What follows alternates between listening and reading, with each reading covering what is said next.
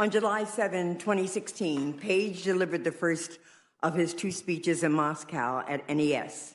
In the speech, Page criticized the U.S. government's foreign policy toward Russia, stating that Washington and other Western capitals have impeded potential progress through their often hypocritical focus on ideas such as democratization, inequality, corruption, and regime change.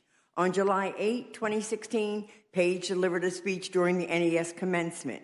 After Page delivered his commencement address, Russian Deputy Prime Minister and NES board member Arkady Dvorkovich spoke at the ceremony and stated that the sanctions the United States had imposed on Russia had hurt the NES. Page and Dvorkovich shook hands at the commencement ceremony, and Weber recalled that Dvorkovich made statements to Page about working together in the future. Page said that during his time in Moscow, he met with friends and associates he knew from when he lived in Russia, including Andrei Baranov, a former Gazprom employee who had become the head of investor relations at Rosneft, a Russian energy company. Page stated that he and Baranov talked about immaterial, non-public information. Page believed he and Baranov discussed Rosneft President Igor Sechin, and he thought Baranov might have mentioned the possibility of a sale of a stake in Rosneft in passing. Page recalled mentioning his involvement in the Trump campaign with Baranov, although he did not remember details of the conversation. Page also met with individuals from Tatneft, a Russian energy company, to discuss possible business deals, including having Page work as a consultant. On July 8, 2016, while he was in Moscow, Page emailed several campaign officials and stated he would send a readout soon regarding some incredible insights and outreach I've received from a few Russian legislators and senior members of the presidential administration here. On July 9, 2016, Page emailed Clovis, writing in pertinent part, Russian Deputy Prime Minister and NES board member Arkady Dvorkovich also spoke before the event. In a private conversation, Dvorkovich expressed strong support for Mr. Trump and a desire to work together toward devising better solutions in response to the vast range of current international problems. Based on feedback from a diverse array of other sources close to the presidential administration, it was readily apparent that this sentiment is widely held at all levels of government. Despite these representations to the campaign, redaction, the office was unable to obtain additional evidence or testimony about who Page may have met or communicated with in Moscow. Thus, Page's activities in Russia, as described in his emails with the campaign, were not fully explained. In July 2016, after returning from Russia, Page traveled to the Republican National Convention in Cleveland. While there, Page met Russian Ambassador to the United States, Sergei Kislyak. That interaction is described in Volume 1, Section 4A6A, Infra. Page later emailed campaign officials with feedback he said he received from ambassadors he had met at the convention, and he wrote that Ambassador Kislyak was very worried about candidate Clinton's worldviews. Following the convention, Page's trip to Moscow and his advocacy for pro-Russia foreign policy drew the media's attention and began to generate substantial press coverage. The campaign responded by distancing itself from Page, describing him as an informal foreign policy advisor who did not speak for Mr. Trump or the campaign. On September 23, 2016, Yahoo News reported that U.S. intelligence officials were investigating whether Page had opened private communication with senior Russian officials to discuss U.S. sanctions policy under a possible Trump administration. A campaign spokesman told Yahoo News that Page had no role in the campaign and that the campaign was not aware of any of his activities, past or present. On September 24, 2016, Page was formally removed from the campaign. Although Page had been removed from the campaign, after the election, he sought a position in the Trump administration. On November 14, 2016, he submitted an application to the transition team that inflated his credentials and experiences, stating that in his capacity as a Trump campaign foreign policy advisor, he had met with top world leaders and effectively responded to diplomatic outreach efforts from senior government officials in Asia, Europe, the Middle East, Africa, and the Americas. Page received no response from the transition team. When Page took a personal trip to Moscow in December 2016, he met again with at least one Russian government official. That interaction and a discussion of the December trip are set forth in Volume 1.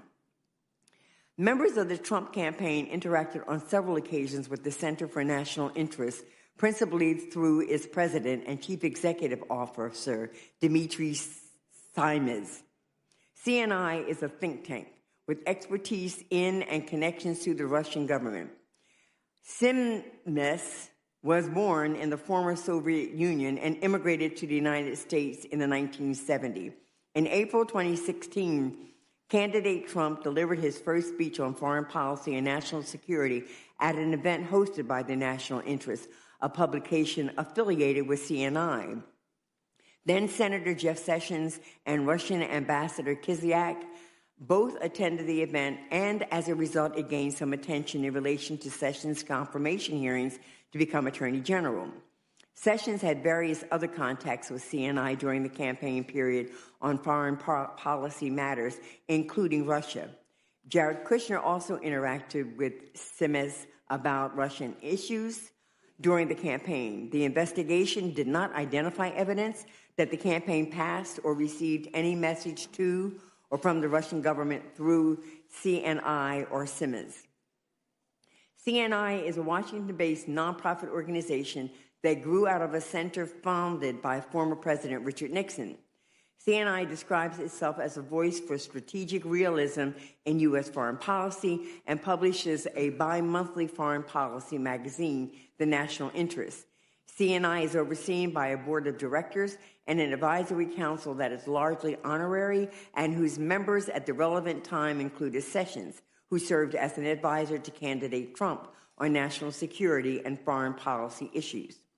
Dmitry Simes is president and CEO of CNI and the publisher and the CEO of the National Interest.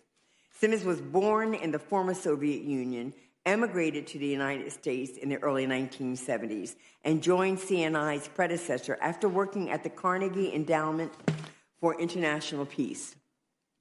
Simes personally had many contacts with current and former Russian government officials, as does CNI collectively.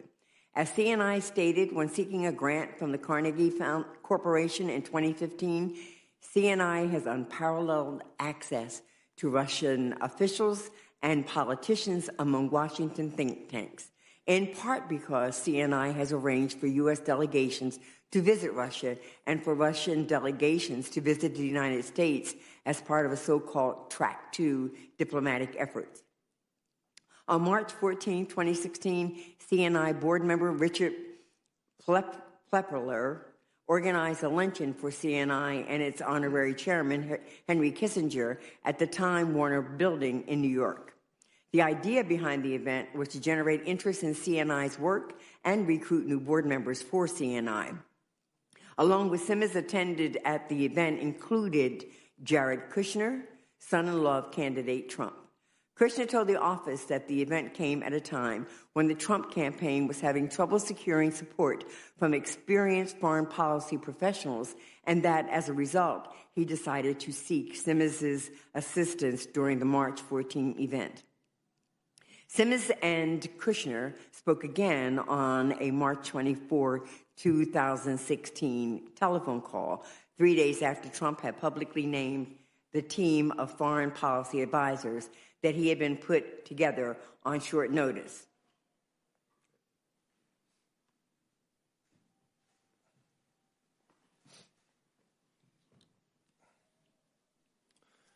On March 31, 2016, Simes and Kushner had an in-person, one-on-one meeting in Kushner's New York office.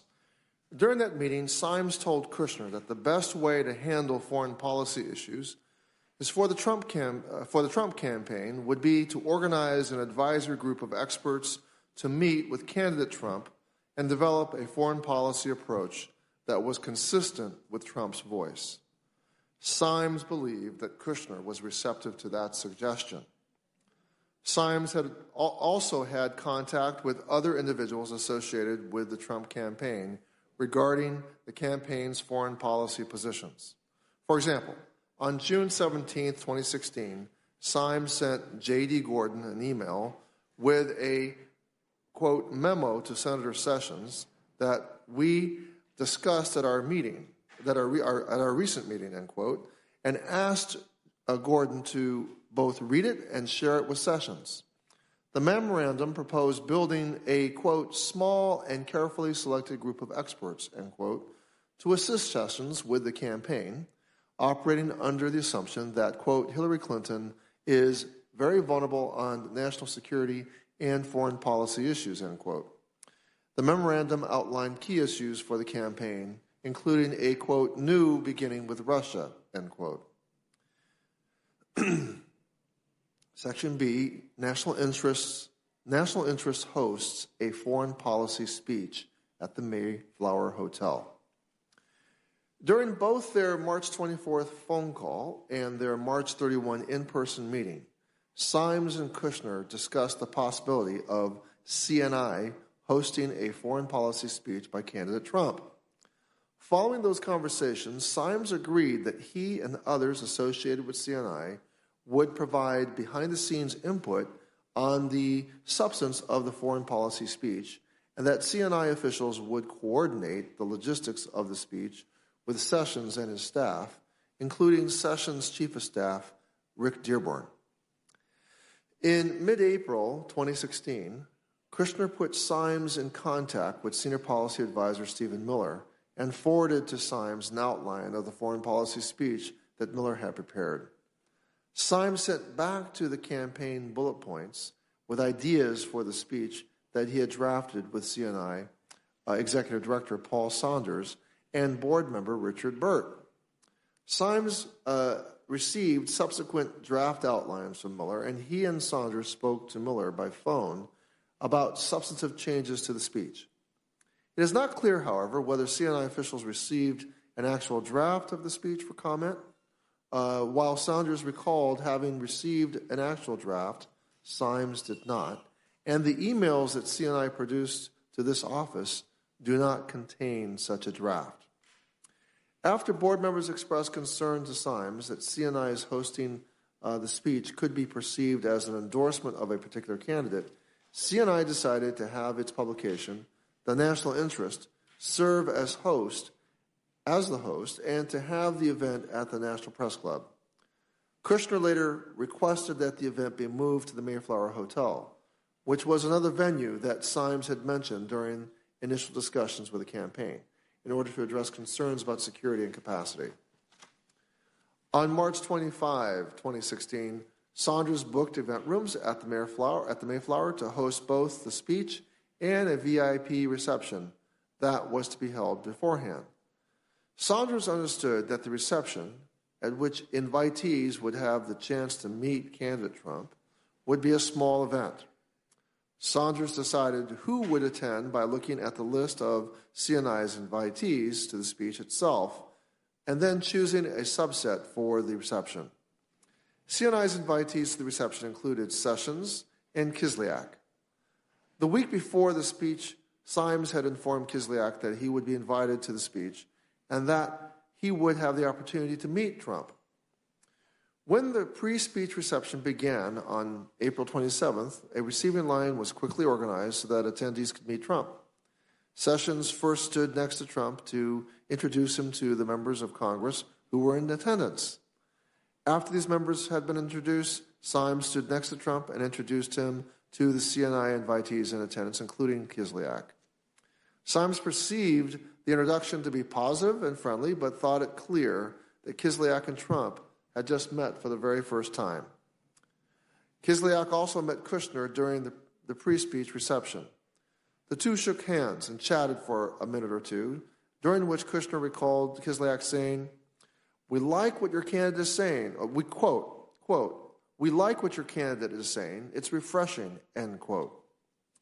Several public reports state that in addition to speaking to Kushner at the pre-speech reception, Kislyak also met or conversed with Sessions at that time. Sessions stated to investigators, however, that he did not remember any such conversation, nor did anyone else affiliated with CNI or the national interest specifically recall a conversation or meeting between Sessions and Kislyak at the pre-speech reception. It appears that if a conversation occurred at the pre-speech reception, it was a brief one conducted in public view, similar to the exchange between Kushner and Kislyak.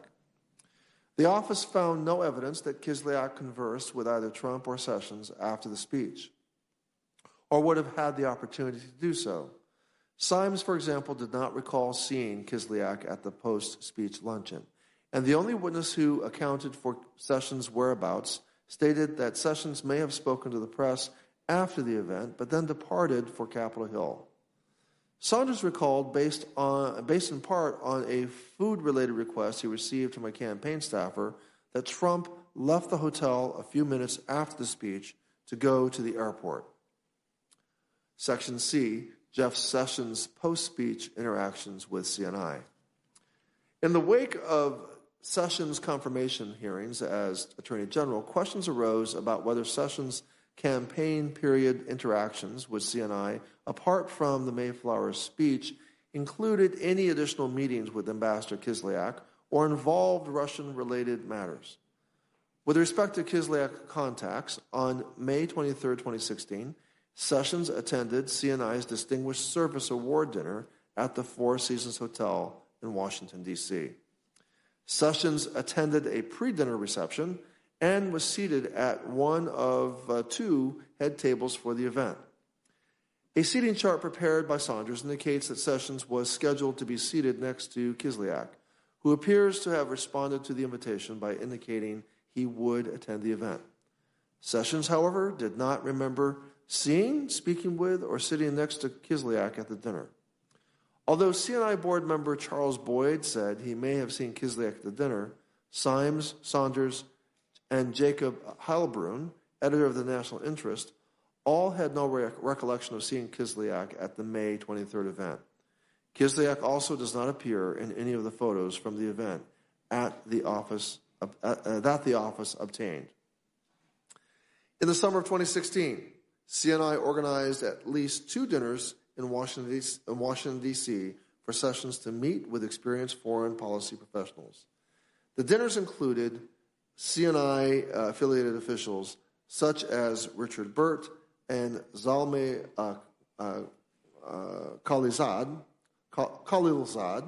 a former U.S. ambassador to Afghanistan and Iraq, and the person who had introduced Trump before the April 27, 2016 foreign policy speech.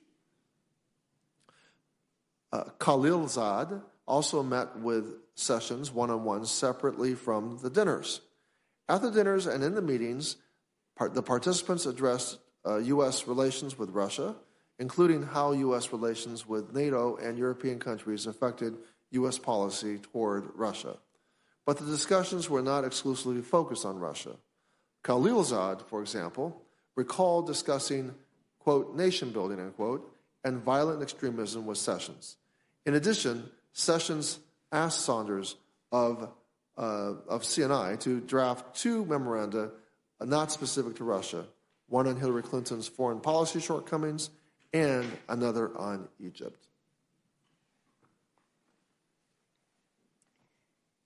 Between the April 2016 speech at the Mayflower Hotel and the presidential election, Jared Kushner had periodic contacts with Symes.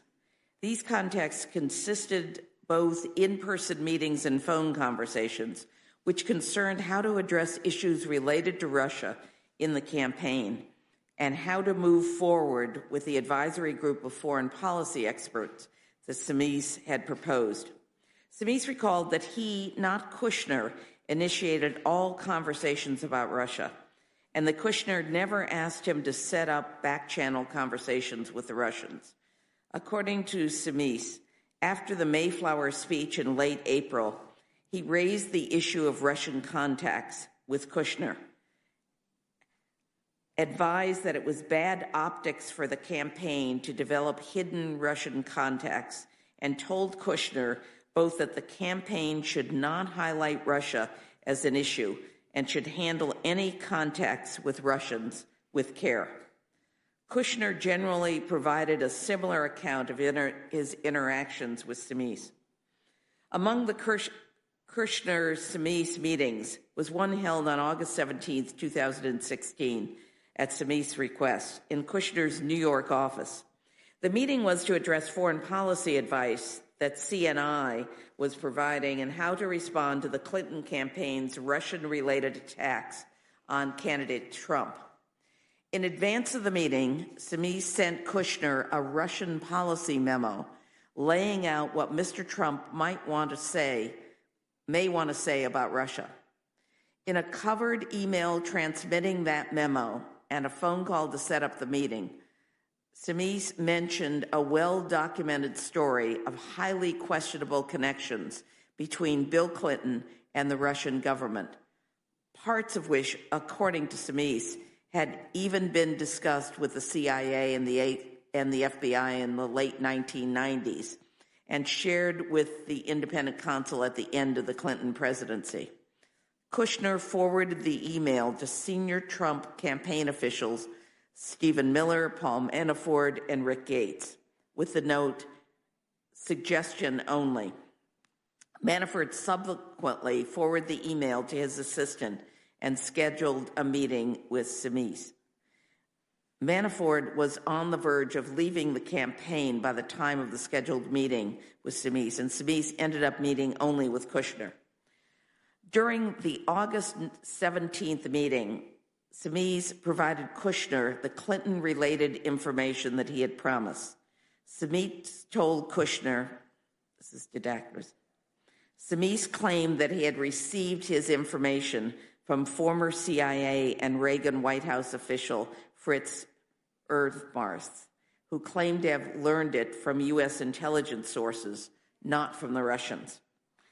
Simis perceived that Kushner did not find the information to be of interest or use to the campaign because it was, in Simis' world, old news. When interviewed by the office, Kushner stated that he believed that there was little chance of something new being revealed about the Clintons, given their long career as public figures, and that he never received from Simis information that could be operationalized for the Trump campaign. Despite Kushner's redaction, Simis believed that he provided the same information at a small group meeting of foreign policy experts that CNI organized for Sessions.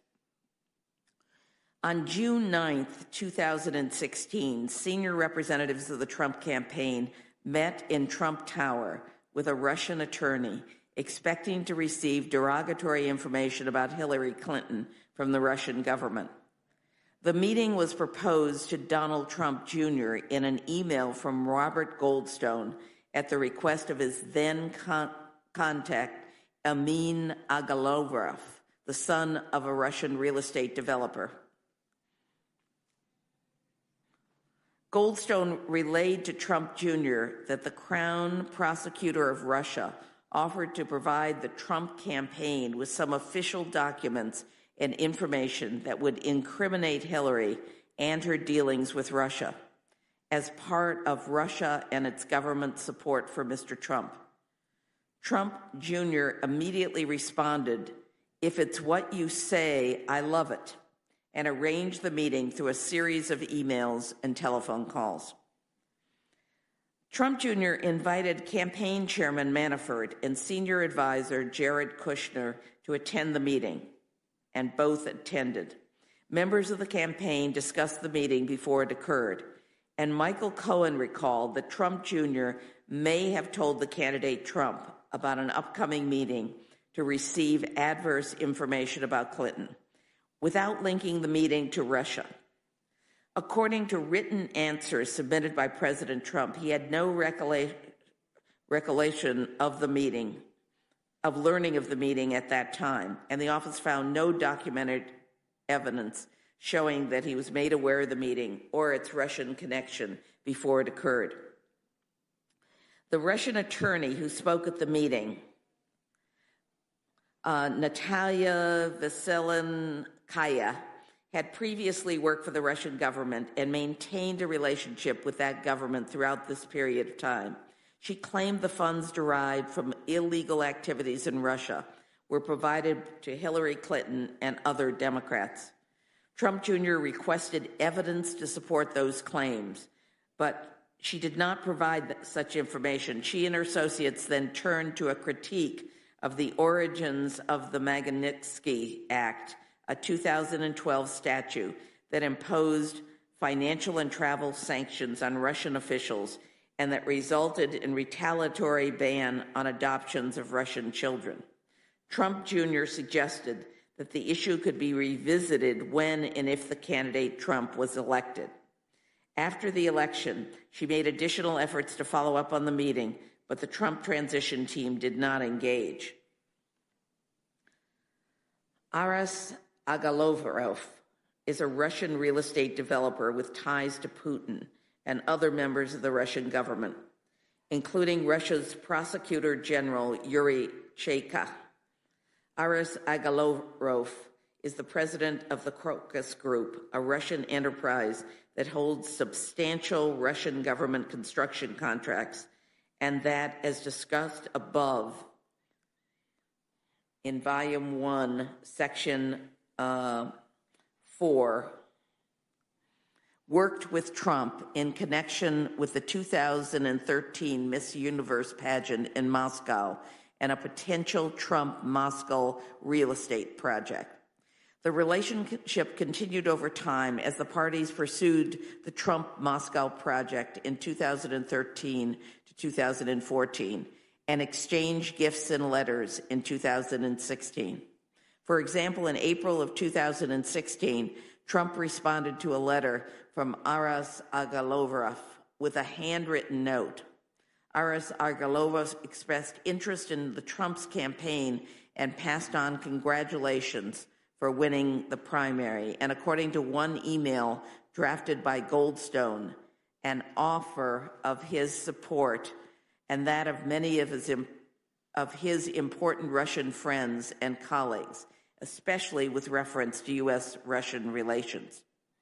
On June 3rd, 2016, Amin Agalarov called Goldstone, Amin's then publicist. Goldstone is a music and events promoter who represented Amin from approximately the late 2012 until the late 2016. While representing Amin Agalarov, Goldstone facilitated the ongoing contact between the Trumps and the Agalarovs, including an invitation that Trump sent to Putin to attend the 2013 Miss Universe pageant in Moscow. There is a set of deductions. Goldstone understood a Russian political connection, and Amin Agalarov indicated that the attorney was a prosecutor. Goldstone recalled that the information might interest the Trumps involved in Hillary Clinton. We've got some deductions here.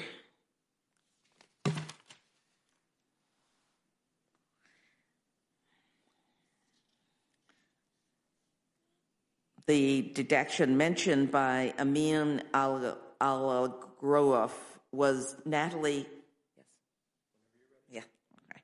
Why don't you start here?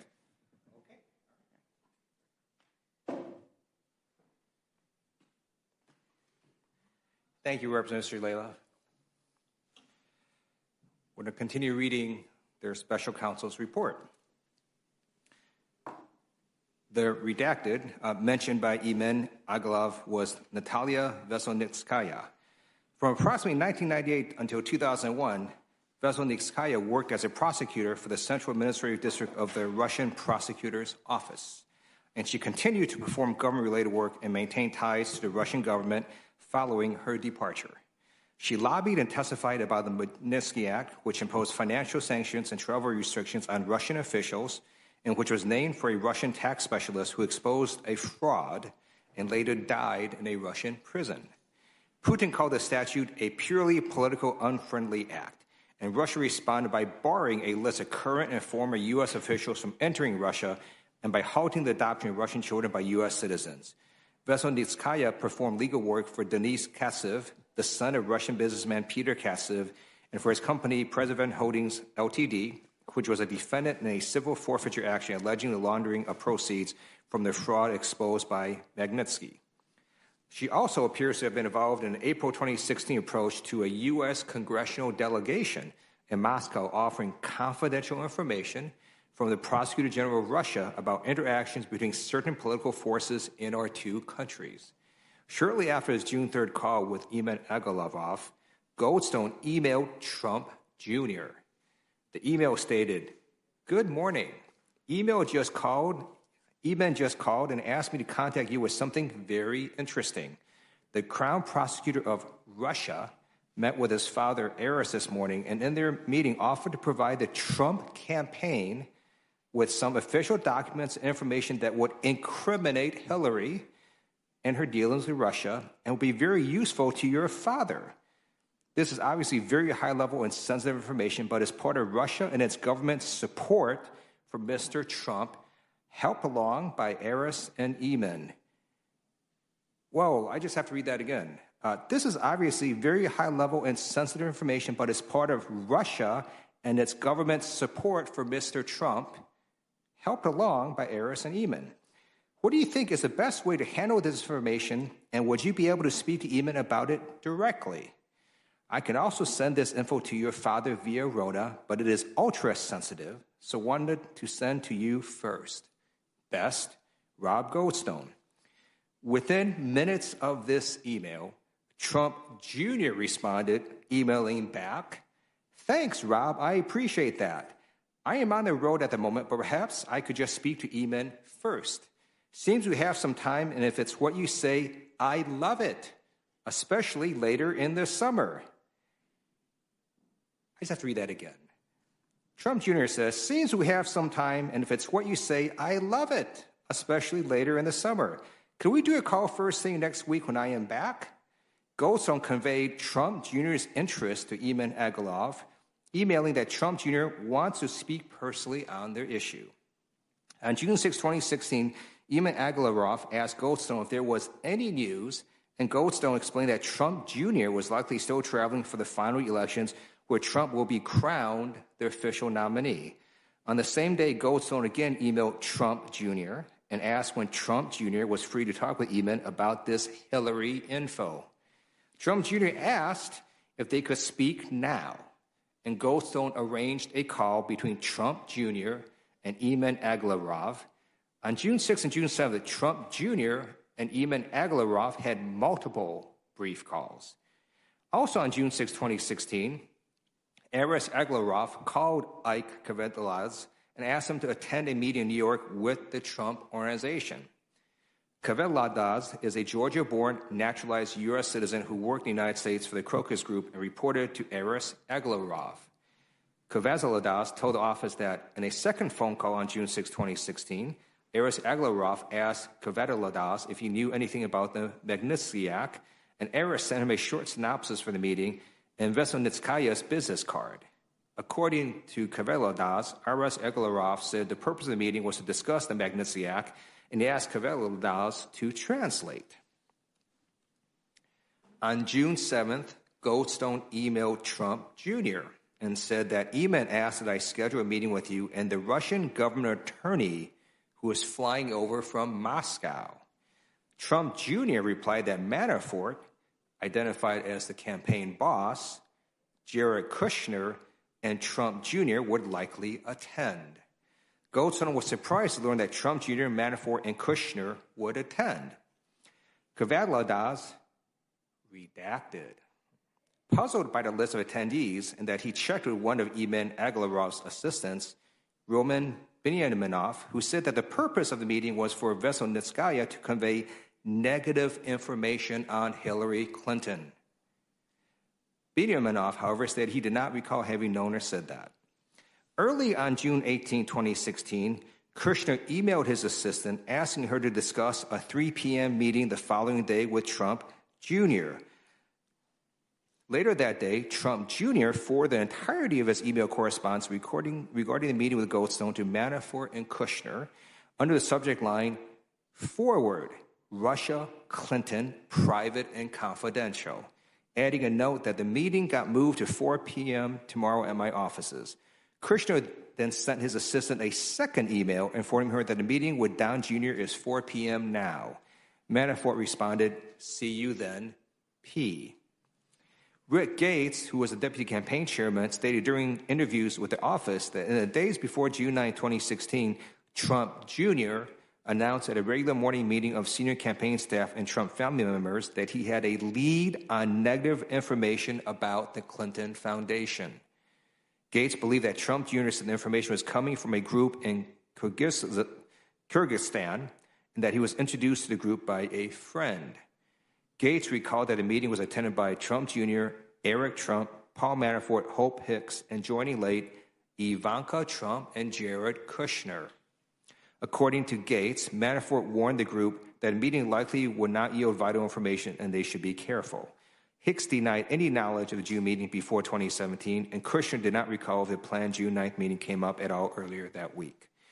Michael Cohen recalled being in Donald J. Trump's office on June 6th or 7th when Trump Jr. told his father that a meeting to obtain adverse information about Clinton was going forward. Cohen did not recall Trump Jr. stating the meeting was connected to Russia. From the tenor of the conversation, Cohen believed that Trump Jr. had previously discussed the meeting with his father, although Cohen was not involved in any such conversation. In an interview with the Senate Judiciary Committee, however, Trump Jr. stated that he did not inform his father about the emails or the upcoming meeting. Similarly, neither Manafort nor Kushner recalled anyone informing candidate Trump of the meeting, including Trump Jr. President Trump has stated to this office in written answers to questions that he has no recollection of learning at the time that his son, Manafort Kushner, was considering participating in a meeting in June 2016 concerning potentially negative information about Hillary Clinton. Veselnitskaya was in New York on June 9, 2016 for appellate proceedings in a Preservan civil forfeiture litigation. That day, Veselnitskaya called Rinat Akhmetshin, a Soviet-born U.S. lobbyist, redacted, and when she learned that he was in New York, invited him to lunch. Akhmetshin told the office that he had worked on issues relating to the Magnitsky Act and had worked on a Prevezan litigation. Kevlar Das and Anatoly Semekonov, a Russian-born translator who had assisted Veselnitskaya with Magnitsky-related lobbying in the Preservan case, also attended the lunch. Redacted. Veselnitskaya said she was meeting, all redacted, and asked Akhmetshin what she should tell him. According to several participants in the lunch, Veselnitskaya showed Akhmetshin a document alleging financial misconduct by Bill Browder and the Ziff brothers, Americans with business in Russia, and those individuals subsequently making political donations to the DNC, redacted. The group then went to Trump Tower for the meeting. Trump Jr., Manafort, and Kushner participated on the Trump side, while Kevlar Das, Semekonov, Akhmetshin, and Goldstone attended with Veselnitskaya. The office spoke to every participant except Veselnitskaya and Trump Jr., the latter of whom declined to be voluntarily interviewed by their office. Redacted. The meeting lasted approximately 20 minutes. More redactions. Goldstone recalled that Trump Jr. invited Veselnitskaya to begin but did not say anything about the subject of the meeting. Participants agreed that Veselnitskaya stated that the Ziff brothers had broken Russian laws and had donated their profits to the DNC of the Clinton campaign. She asserted that the Ziff brothers had engaged in tax evasion and money laundering in both the United States and Russia. More redactions. According to Akhmetshin, Trump Jr. asked follow-up questions about how the alleged payments could be tied specifically to the Clinton campaign, but Veselnitskaya indicated that she could not trace the money once it entered the United States. Kevlar Das similarly recalled that Trump Jr. asked what they have on Clinton, and Kushner became aggravated and asked, "What are we doing here?" Akhmetshin then spoke about U.S. sanctions imposed under the Magnitsky Act and Russia's response prohibiting U.S. adoption of Russian children. Several participants recalled that Trump Jr. commented that Trump is a private citizen and there was nothing they could do at that time. Trump Jr. also said they could revisit the issue if and when they were in government. Notes that Manafort took on his phone reflect the general flow of the conversation, although not all of its details. At some point in the meeting, Kushner sent an iMessage to Manafort stating, "Waste of time," followed immediately by 2 separate emails to assistants at Kushner Companies with requests that they call him to give him an excuse to leave. Semar Kornov recalled that Kushner departed the meeting before it concluded. Veselnitskaya recalled the same when interviewed by the press in July 2017. Veselnitskaya's press interviews and written statements to Congress differ materially from other accounts. In the July 2017 press interview, Veselnitskaya claimed that she had no connection to the Russian government and had not referred to any derogatory information concerning the Clinton campaign when she met with Trump campaign officials. Veselnitskaya's November 2017 written submission to the Senate Judiciary Committee stated the purpose of the June 9th meeting was not to connect with the Trump campaign, but rather to have a private meeting with Donald Trump Jr., a friend of my good acquaintance's son, on the matter of assisting me or my colleagues in informing the Congress members as to the criminal nature of manipulation and interference with the legislative activities of the U.S. Congress. In other words, Veselnitskaya claimed her focus was on Congress and not the campaign. No witness, however, recalled any reference to Congress during the meeting. Veselnitskaya also maintained that she attended the meeting as a lawyer of Denise Katsev, the previously mentioned owner of Prevezon Holdings, but she did not introduce herself in this capacity. In a July 2017 television interview, Trump Jr. stated that while he had no way to gauge the reliability, credibility, or accuracy of what Goldstone had stated was the purpose of the meeting, if someone has information on our opponent, maybe this is something. I should hear them out. Trump Jr. further stated in September 2017 congressional testimony that he thought he should listen to what Rob and his colleagues had to say. Depending on what, if any, information was provided, Trump Jr. said he could then consult with counsel to make an informed decision as to whether to give it any further consideration. After the June 9th meeting concluded, Goldstone apologized to Trump Jr. According to Goldstone, he told Trump Jr., redacted, and told Eamon Agalarov in a phone call that the meeting was about adoption, more redactions. Aras Agalarov asked Kevalaz to report in after the meeting, but before Kevalaz could call, Aras Agalarov called him. With Veselnitskaya next to him, Kevalaz reported that the meeting had gone well, but he later told Aras Agalarov that the meeting about the Magnitsky Act had been a waste of time because it was not with lawyers and they were preaching to the wrong crowd. Veselnitskaya and Aras Agalarov made at least 2 unsuccessful attempts after the election to meet with Trump representatives to convey similar information about Browder and the Magnitsky Act. On November 23, 2016, Kevalaz emailed Goldstone about setting up another meeting with T people and sent a document bearing allegations similar to those conveyed on June 9th. Kevalaz followed up with Goldstone stating that Mr. A, which Goldstone understood to mean Aras Agalarov, called to ask about the meeting. Goldstone emailed the documents to Rona Graff saying that Aras Agalarov had asked me to pass on this document in the hope it could be passed on to the appropriate team. If needed, a lawyer representing the case is in New York currently and happy to meet with any member of his transition team. According to Goldstone, around January 2017, Kevalaz contacted him again to set up another meeting, but Goldstone did not make the request. The investigation did not identify evidence of the transition team follow-up. Participants in the June 9, 2016 meeting began receiving inquiries from attorneys representing the Trump Organization starting in approximately June 2017. On approximately June 2, 2017, Goldstone spoke with Alan Garten, General Counsel of the Trump Organization, about his participation in the June 9th meeting. The same day, Goldstone emailed Veselnitskaya's name to Garten, identifying her as the woman who was the attorney who spoke at the meeting from Moscow. Later in June 2017, Goldstone participated in a lengthier call with Garten and Alan Futerfus, outside counsel for the Trump Organization, and subsequently personal counsel for Trump Jr.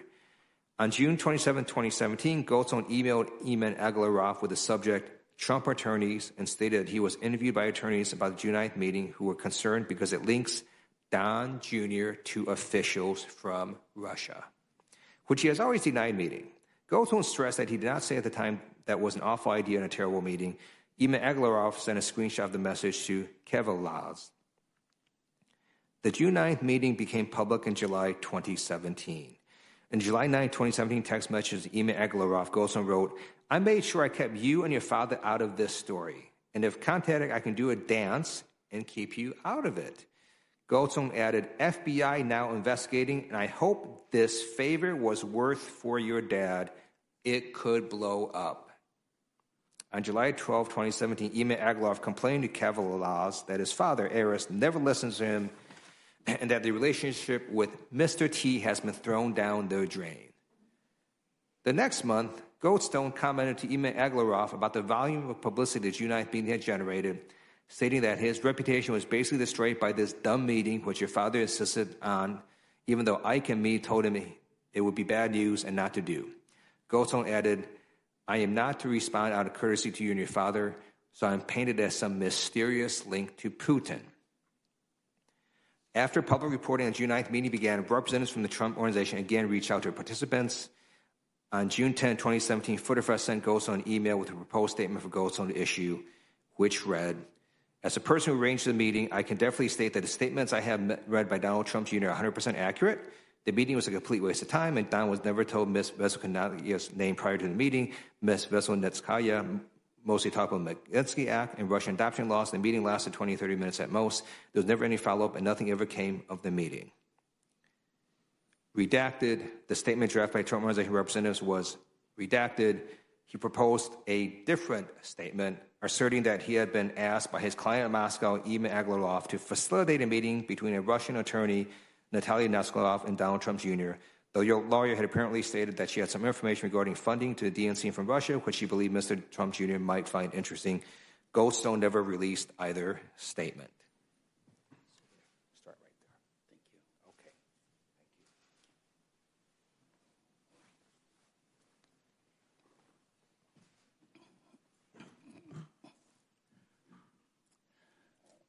On the Russian end, there were also communications about what participants should say about the June 9 meeting. Specifically, the organization that hired Samo Kornov, an anti-Magnitsky Act group controlled by Veselnitskaya and the owner of Prevazon, offered to pay $90,000 of Samo Kornov's legal fees. At Veselnitskaya's request, the organization sent Samo Kornov a transcript of a Veselnitskaya press interview, and Samo Kornov understood that the organization would pay his legal fees only if he made statements consistent with Veselnitskaya's. Samo Kornov declined, telling the office that he did not want to perjure himself. The individual who conveyed Veselnitskaya's request to Samo Kornov stated that he did not expressly condition payment on following Veselnitskaya's answers, but in hindsight, recognized that by sending the transcript, Samo Kornov could have interpreted the offer of assistance to be conditioned on his not contradicting Veselnitskaya's account. Volume 2, Section 2G, discusses interactions between President Trump, Trump Jr., and others in June and July 2017 regarding the June 9 meeting. Events at the Republican National Convention. Trump campaign officials met with Russian Ambassador Sergei Kislyak during the week of the Republican National Convention. The evidence indicates that those interactions were brief and non-substantive. During platform committee meetings immediately before the convention, J.D. Gordon, a senior campaign advisor on policy and national security, diluted a proposed amendment to the Republican Party's platform, expressing support for providing lethal assistance to Ukraine in response to Russian aggression. Gordon requested that platform committee personnel revise the proposed amendment to state that only appropriate assistance be provided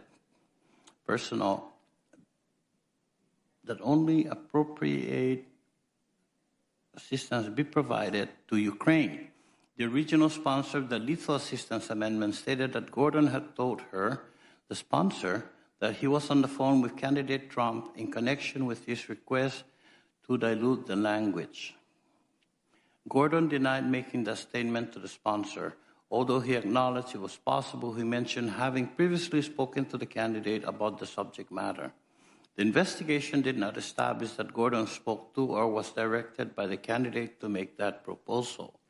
Gordon said that he sought the change because he believed the proposed language was inconsistent with Trump's position on Ukraine. Ambassador Kislyak's encounters with Senator Sessions and J.D. Gordon the week of the RNC.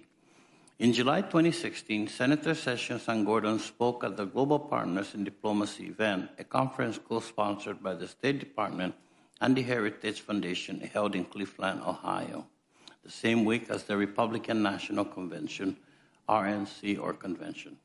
Approximately 80 foreign ambassadors of the United States, including Kislyak, were invited to the conference.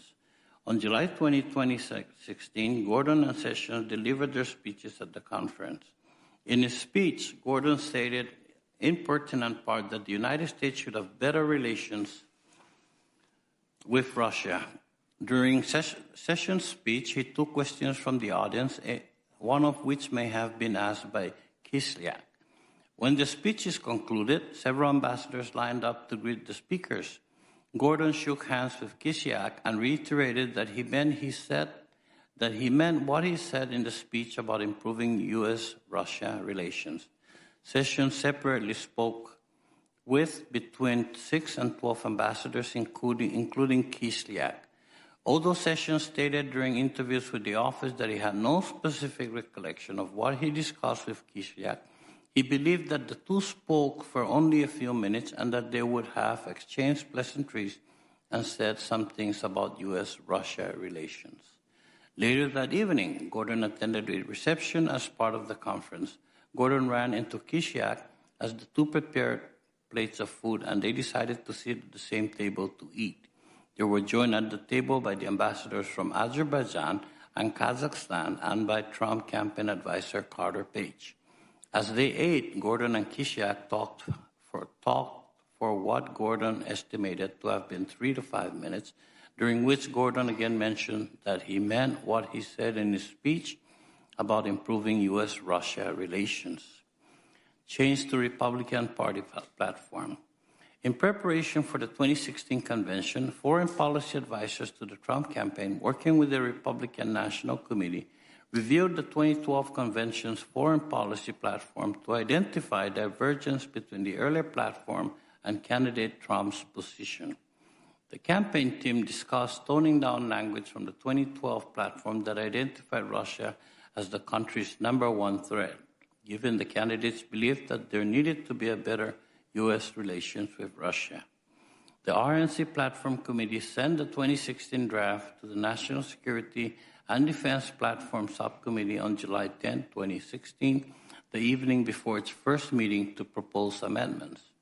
Although only delegates could participate in formal discussions and vote on the platform, the Trump campaign could request changes, and members of the Trump campaign attended committee meetings. John Masburn, the campaign's policy director, helped oversee the campaign's involvement in the platform committee meetings.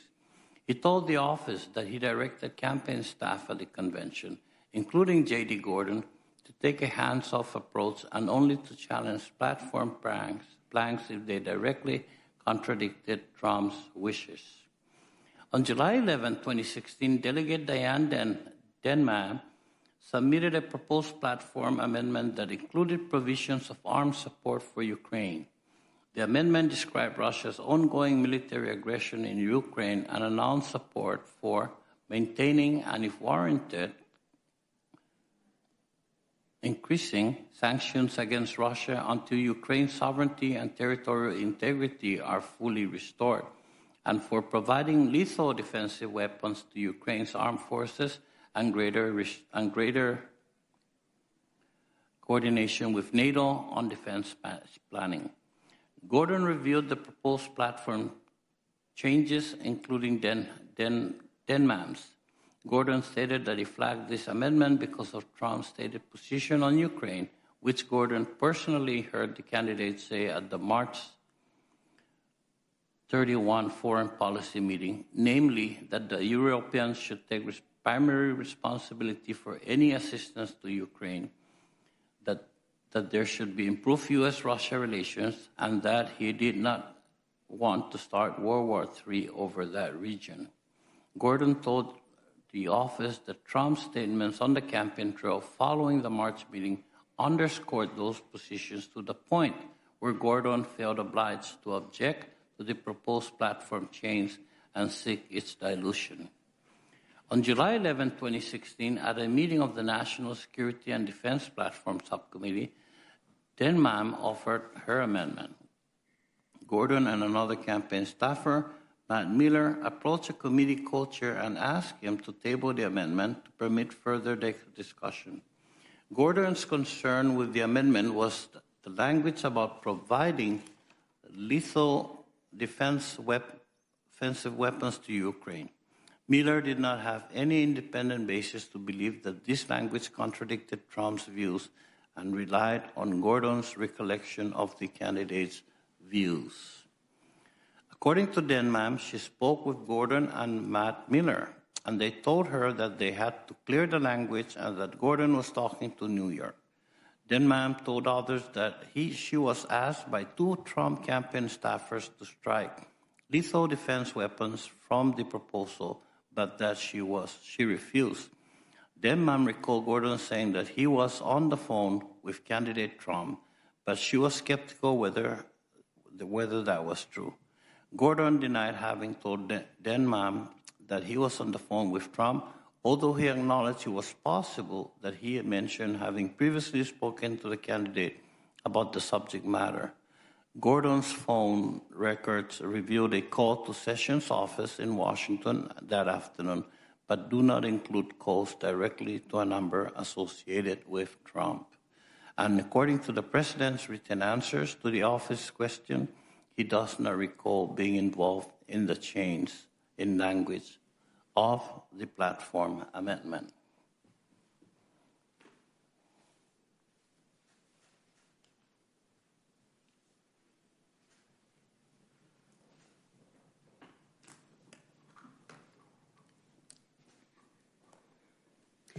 Gordon stated that he tried to reach Rick Dearborn, a senior foreign policy advisor, and Mashburn, the campaign policy director. Gordon stated that he connected with both of them. He could not recall if by phone or in person, and apprised them of the language he took issue with in the proposed amendment. Gordon recalled no objection by either Dearborn or Mashburn, and that all three campaign advisors supported the alternative formulation, quote, appropriate assistance. Dearborn recalled Gordon warning them about the amendment, but not weighing in because Gordon was more familiar with the campaign's foreign policy stance.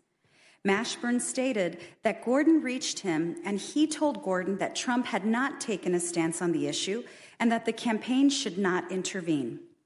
When the amendment came up again in the committee's proceedings, the subcommittee changed the amendment by striking the, quote, lethal defense weapons, end quote, language, and replacing it with, quote, appropriate assistance, end quote. Gordon stated that he and the subcommittee co-chair ultimately agreed to replace the language about armed assistance with appropriate assistance. The subcommittee accordingly approved Denman's amendment, but with the term appropriate assistance.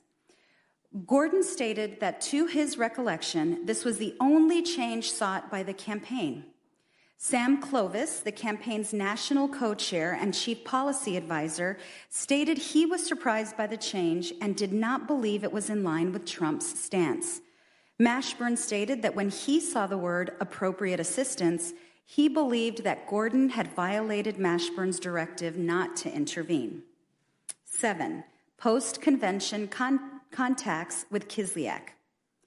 Ambassador Kislyak continued his efforts to interact with campaign officials with responsibility for the foreign policy portfolio, among them Sessions and Gordon, in the weeks after the convention. The office did not identify evidence in those interactions of coordination between the campaign and the Russian government. 7A, Ambassador Kislyak invites J.D. Gordon to breakfast at the ambassador's residence. On August 3, 2016, an official from the Embassy of the Russian Federation in the United States wrote to Gordon, quote, on behalf of, end quote, Ambassador Kislyak, inviting Gordon to, quote, have breakfast tea with the ambassador at his residence, end quote, in Washington, D.C. the following week. Gordon responded 5 days later to decline the invitation. He wrote, quote, These days are not optimal for us, as we are busily knocking down a constant stream of false media stories while also preparing for the first debate with HRC. Hope to take a rain check for another time when things quiet down a bit. Please pass along my regards to the ambassador, end quote. The investigation did not identify evidence that Gordon made any other arrangements to meet or met with Kislyak after this email. 7B, Senator Sessions' September 2016 meeting with Ambassador Kislyak. Also in August 2016, a representative of the Russian embassy contacted Sessions' Senate office about setting up a meeting with Kislyak. At the time, Sessions was a member of the Senate Foreign Relations Committee and would meet with foreign officials in that capacity. But Sessions' staff reported, and Sessions himself acknowledged, that meeting requests from ambassadors increased substantially in 2016 as Sessions assumed a prominent role in the Trump campaign and his name was mentioned for potential cabinet-level positions in a future Trump administration. On September 8, 2016, Sessions met with Kislyak in his Senate office. Sessions said that he believed he was doing the campaign a service by meeting with foreign ambassadors, including Kislyak. He was accompanied in the meeting by at least two of his Senate staff, Sandra Luff, his legislative director, and Pete Landrum, who handled military affairs. The meeting lasted less than 30 minutes. Sessions voiced concerns about Russia's sale of a missile defense system to Iran, Russian planes buzzing U.S. military assets in the Middle East, and Russian aggression in emerging democracies such as Ukraine and Moldova. Kislyak offered explanations on these issues and complained about NATO land forces in former Soviet bloc countries that border Russia. Landrum recalled that Kislyak referred to the presidential campaign as, quote, an interesting campaign, end quote. And Sessions also recalled Kislyak saying that the Russian government was receptive to the overtures Trump had laid out during his campaign. None of the attendees, though, remembered any discussion of Russian election interference or any request that Sessions convey information from the Russian government to the Trump campaign. During the meeting, Kislyak invited Sessions to further discuss U.S.-Russia relations with him over a meal at the ambassador's residence. Sessions was non-committal when Kislyak extended the invitation. After the meeting ended, Luff advised Sessions against accepting the one-on-one meeting with Kislyak, whom she assessed to be an, quote, old-school KGB guy, end quote. Neither Luff nor Landrum recalled that Sessions followed up on the invitation or made any further effort to dine or meet with Kislyak before the November 2016 election. Sessions and Landrum recalled that after the election, some efforts were made to arrange a meeting between Sessions and Kislyak. According to Sessions, the request came through CNI and would have involved a meeting between Sessions and Kislyak, two other ambassadors, and the governor of Alabama. Sessions, however, was in New York on the day of the anticipated meeting and was unable to attend. The investigation did not identify evidence that the two men met at any point after their September 8th meeting. Section 8, Paul Manafort. Paul Manafort served on the Trump campaign, including a period as campaign chairman from March to August 2016. Manafort had connections to Russia through his prior work for Russian oligarch Oleg Deripaska, and later through his work for a pro-Russian regime in Ukraine. Manafort stayed in touch with these contacts during the campaign period through Konstantin Kilimnik, a longtime Manafort employee who previously ran Manafort's office in Kiev and who the FBI assesses to have ties to Russian intelligence. Manafort instructed Rick Gates, his deputy on the campaign and a longtime employee, to provide Kilimnik with updates on the Trump campaign, including internal polling data, although Manafort claims not to recall that specific instruction. Manafort expected Kilimnik to share that information with others in Ukraine and with Deripaska. Gates periodically sent such polling data to Kilimnik during the campaign. Manafort also twice met with Kilimnik in the United States during the campaign period and conveyed campaign information. The second meeting took place on August 2nd, 2016, in New York City. Kilimnik requested the meeting to deliver in person a message from former Ukrainian President Viktor Yanukovych, who was then living in Russia. The message was about a peace plan for Ukraine that Manafort has since acknowledged was a, quote, backdoor means for Russia to control eastern Ukraine. Several months later, after the presidential election, Kilimnik wrote an email to Manafort expressing the view, which Manafort later said he shared, that the plan's success would require U.S. support to succeed. Quote, all that is required to start the process is a very minor wink or slight push from Donald Trump, end quote. The email also stated that if Manafort were designated as the U.S. representative and started the process, Yanukovych would ensure his reception in Russia, quote, at the very top level. Manafort communicated with Kilimnik about peace plans for Ukraine on at least 4 occasions after their first discussion of the topic on August 2nd. December 2016, the Kilimnik email described above, January 2017, February 2017, and again in the spring of 2018. The office reviewed numerous Manafort email and text communications and asked President Trump about the plan in written questions. The investigation did not uncover evidence of Manafort's passing along information about Ukrainian peace plans to the candidate or anyone else in the campaign or the administration. The office was not, however, able to gain access to all of Manafort's electronic communications. In some instances, messages were sent using encryption applications. And while Manafort denied that he spoke to members of the Trump campaign or the new administration about the peace plan, he lied to the office and the grand jury about the peace plan and his meetings with Kilimnik. And his unreliability on this subject was among the reasons that the district judge found that he breached his cooperation agreement. The office could not reliably determine Manafort's purpose in sharing internal polling data with Kilimnik during the campaign period.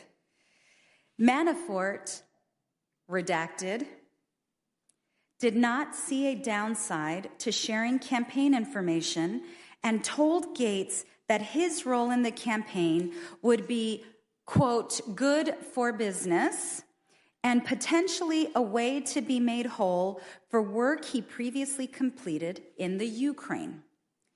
As to Deripaska, Manafort claimed that by sharing campaign information with him, Deripaska might see value in their relationship and resolve a, quote, disagreement, a reference to one or more outstanding lawsuits. Because of questions about Manafort's credibility and our limited ability to gather evidence on what happened to the polling data after it was sent to Kilimnik, the office could not assess what Kilimnik or others he may have given it to did with it. The office did not identify evidence of a connection between Manafort's sharing polling data and Russia's interference with the election, which had already been reported by U.S. media outlets at the time of the August 2nd meeting. The investigation did not establish that Manafort otherwise coordinated with the Russian government on its election interference efforts. 8A, Paul Manafort's ties to Russia and Ukraine. Manafort's Russian contacts during the campaign and transition periods stem from his consulting work for Deripaska from approximately 2005 to 2009 and his separate political consulting work in Ukraine from 2005 to 2015, including through his company DMP International LLC, otherwise known as DMI. Kilimnik worked for Manafort in Kiev during this entire period and continued to work with Manafort through at least June 2018. Kilimnik, who speaks and writes Ukrainian and Russian, facilitated many of Manafort's communications with Deripaska and Ukrainian oligarchs. Section 8I, Oleg Deripaska consulting work. In approximately 2005, Manafort began working for Deripaska, a Russian oligarch who has a global empire involving aluminum and power companies and who is closely aligned with Vladimir Putin. A memorandum describing work that Manafort performed for Deripaska in 2005 regarding the post-Soviet republics referenced the need to brief the Kremlin and the benefits that the work could confer on, quote, the Putin government.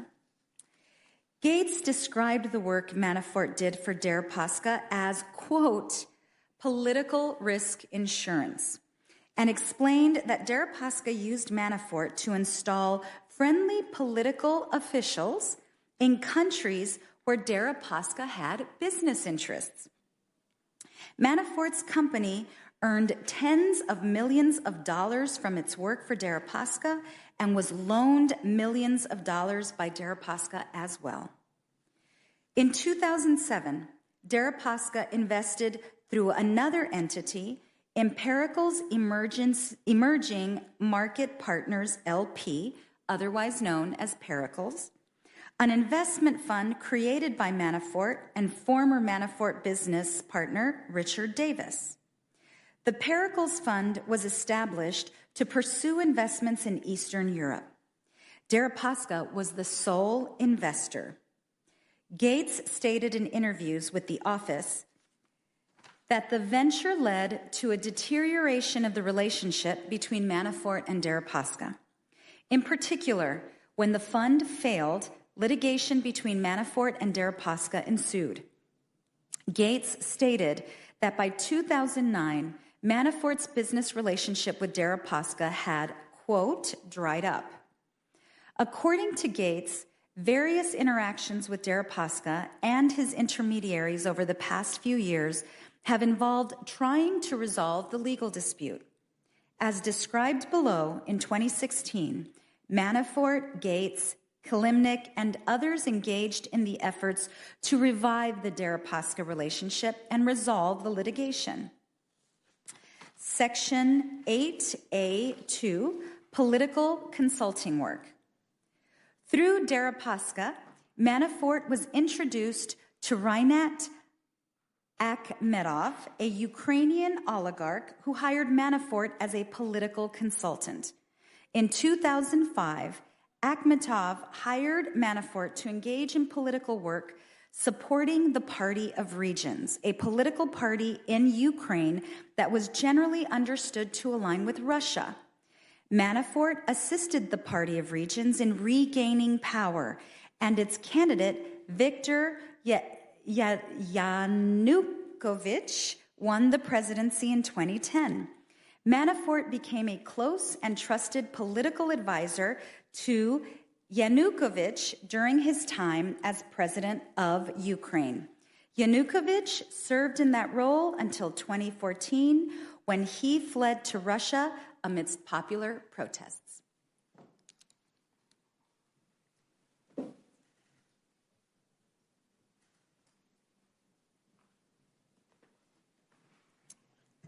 Konstantin Kilimnik. Kilimnik is a Russian national who's lived in both Russia and Ukraine and was a longtime Manafort employee. Kalimnik had direct and close access to Yanukovych and his senior entourage, and he facilitated communications between Manafort and his clients, including Yanukovych and multiple Ukrainian oligarchs. Kalimnik also maintained a relationship with Deripaska's deputy, Viktor Boyarkin, a Russian national who previously served in the defense attaché office of the Russian embassy to the United States. Manafort told the office that he didn't believe Kalimnik was working as a Russian spy. The FBI, however, assesses that Kalimnik has ties to Russian intelligence. Several pieces of the office's evidence, including witness interviews and emails obtained through court-authorized search warrants, support that assessment. Kalimnik was born on April 27, 1970, in Dnipropetrovsk Oblast, then of the Soviet Union, and attended the Military Institute of the Ministry of Defense from 1987 until 1992.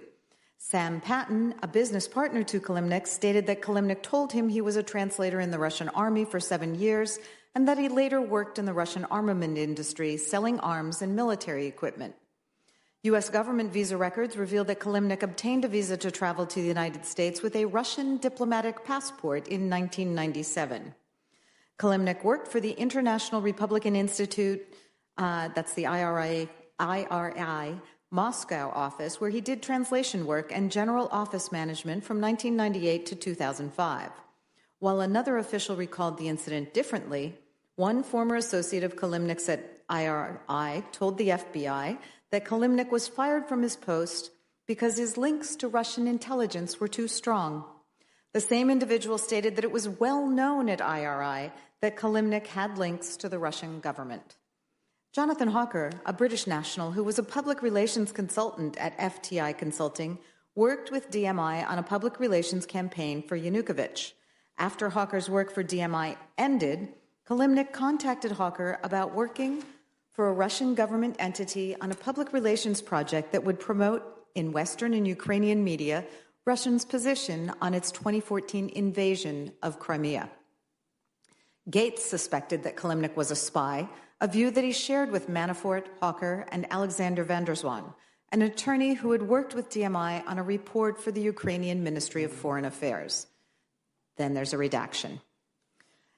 Contacts during Paul Manafort's time with the Trump campaign. Paul Manafort joins the campaign.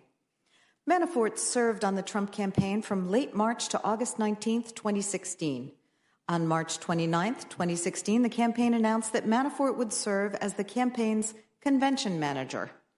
On May 19, 2016, Manafort was promoted to campaign chairman and chief strategist, and Gates, who had been assisting Manafort on the campaign, was appointed deputy campaign chairman. Thomas Barak and Roger Stone both recommended Manafort to candidate Trump. In early 2016, at Manafort's request, Barak suggested to Trump that Manafort join the campaign to manage the Republican convention. Stone had worked with Manafort from approximately 1980 until the mid-1990s through various consulting and lobbying firms. Manafort met Trump in 1982 when Trump hired the Black Manafort, Stone and Kelly lobbying firm. Over the years, Manafort saw Trump at political and social events in New York City and at Stone's wedding, and Trump requested VIP status at the 1988 and 1996 Republican conventions worked by Manafort. According to Gates, in March 2016, Manafort traveled to Trump's Mar-a-Lago estate in Florida to meet with Trump. Trump hired him at that time. Manafort agreed to work on the campaign without pay. Manafort had no meaningful income at this point in time, but resuscitating his domestic political campaign career could be financially beneficial in the future. Gates reported that Manafort intended, if Trump won the presidency, to remain outside the administration and monetize his relationship with the administration. Paul Manafort's campaign period contacts. Immediately upon joining the campaign, Manafort directed Gates to prepare for his review separate memoranda addressed to Deripaska, Akhmatov, Sergei Lyavichkin, and Boris Kolesnikov, the last three being Ukrainian oligarchs who were senior opposition bloc officials. The memoranda described Manafort's appointment to the Trump campaign and indicated his willingness to consult on Ukrainian politics in the future. On March 30th, 2016, Gates emailed the memoranda and a press release announcing Manafort's appointment to Kalimnik for translation and dissemination. Manafort later followed up with Kalimnik to ensure his messages had been delivered, emailing on April 11, 2016, to ask whether Kalimnik had shown our friends the media coverage of his new role. Kalimnik replied, absolutely every article. Manafort further asked, how do we use to get whole? Has OVD, that's Oleg Vladimirovich Deripaska, operation seen? Kalimnik wrote back the same day, yes, I have been sending everything to Viktor Boyarkin, Deripaska's deputy, who has been forwarding the coverage directly to OVD. Gates reported that Manafort said that being hired on the campaign would be good for business and increased the likelihood that Manafort would be paid the approximately $2 million he was owed for previous political consulting work in the Ukraine. Gates also explained to the office that Manafort thought his role on the campaign could help confirm that Deripaska had dropped the Pericles lawsuit and that Gates believed Manafort sent polling data to Deripaska, as discussed further below, so that Deripaska would not move forward with his lawsuit against Manafort. Gates further stated that Deripaska wanted a visa to the United States, that Deripaska could believe that having Manafort in a position inside the campaign or administration might be helpful to Deripaska, and that Manafort's relationship with Trump could help Deripaska in other ways as well. Gates stated, however, that Manafort never told him anything specific about what, if anything, Manafort might be offering Deripaska. Gates also reported that Manafort instructed him in April 2016 or early May 2016 to send Kalimnik campaign internal polling data and other updates so that Kalimnik in turn could share that information with Ukrainian oligarchs. Gates understood that the information would also be shared with Deripaska, and then there's a redacted portion. Gates reported to the office that he did not know why Manafort wanted him to send polling information, but Gates thought it was a way to showcase Manafort's work, and Manafort wanted to open doors to jobs after the Trump campaign ended. Gates said that Manafort's instruction included sending internal polling data prepared for the Trump campaign by pollster Tony Fabrizio. Fabrizio had worked with Manafort for years and was brought into the campaign by Manafort. Gates stated that, in accordance with Manafort's instruction, he periodically sent Kalimnik polling data via WhatsApp. Gates then deleted the communications on a daily basis. Gates further told the office that after Manafort left the campaign in mid-August, Gates sent Kalimnik polling data less frequently, and that the data he sent was more publicly available information and less internal data. Gates' account about polling data is consistent, redaction, with multiple emails that Kalimnik sent to U.S. associates and press contacts between late July and mid-August of 2016. Those emails referenced internal polling, described the status of the Trump campaign and Manafort's role in it, and assessed Trump's prospects for victory. Manafort did not acknowledge instructing Gates to send Kalimnik internal data. Redaction.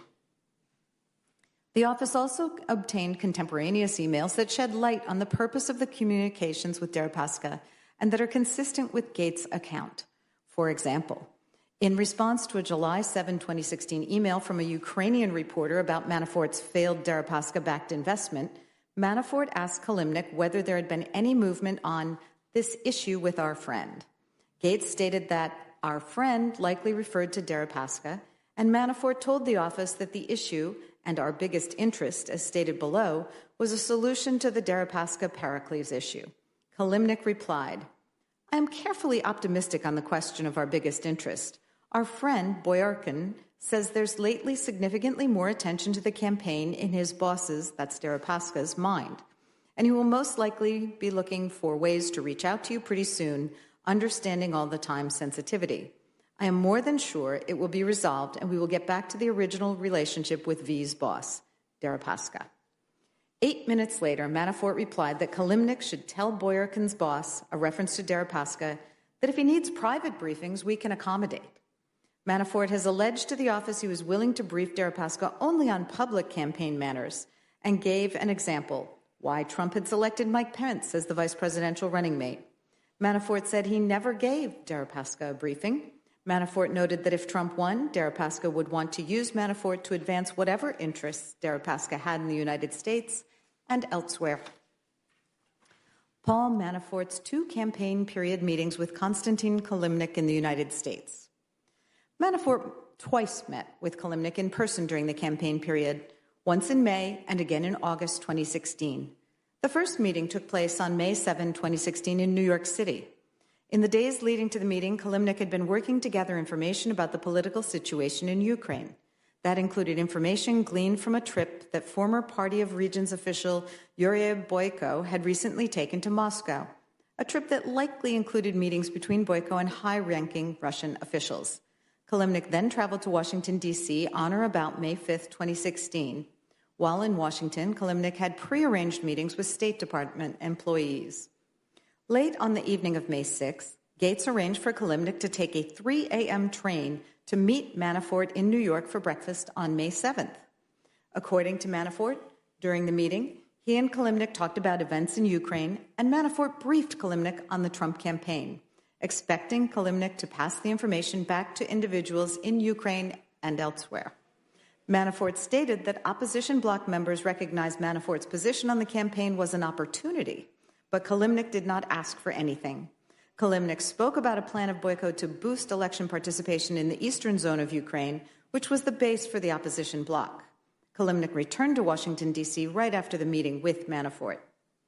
Manafort met with Kilimnik a second time at the Grand Havana Club in New York City on the evening of August 2, 2016.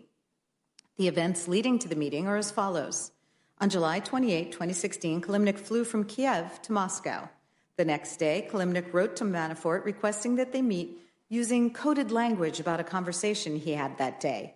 In an email with a subject line, Black Caviar, Kilimnik wrote, "I met today with the guy who gave you your biggest black caviar jar several years ago.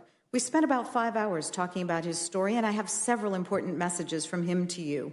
He asked me to go and brief you on our conversation. I said I have to run it by you first, but in principle, I'm prepared to do it. It has to do about the future of his country and is quite interesting." Manafort identified the guy who gave you your biggest black caviar jar as Yanukovych. He explained that in 2010, he and Yanukovych had lunch to celebrate the recent presidential election. Yanukovych gave Manafort a large jar of black caviar that was worth approximately $30,000 to $40,000. Manafort's identification of Yanukovych as the guy who gave you your biggest black caviar jar is consistent with Kilimnik being in Moscow, where Yanukovych resided, when Kilimnik wrote, "I met today with the guy," and with a December 2016 email in which Kilimnik referred to Yanukovych as BG. Manafort replied to Kilimnik's July 29 email, "Tuesday, August 2 is best, Tuesday or Wednesday in NYC." 3 days later, on July 31st, 2016, Kilimnik flew back to Kiev from Moscow, and on that same day wrote to Manafort that he needed about 2 hours for their meeting because it's a long caviar story to tell. Kilimnik wrote that he would arrive at JFK on August 2 at 7:30 p.m., and he and Manafort agreed to a late-night dinner that night. Documentary evidence, including flight, phone, and hotel records and the timing of the text messages exchanged, confirms the dinner took place as planned on August 2nd. Okay, continuing. As the contents of the meeting itself, the accounts of Manafort and Gates who arrived late to the dinner differ in certain respects, but the versions of events, when assessed alongside available documentary evidence and what Kilimnik told business associate Sam Patton, indicate that at least 3 principal topics were discussed.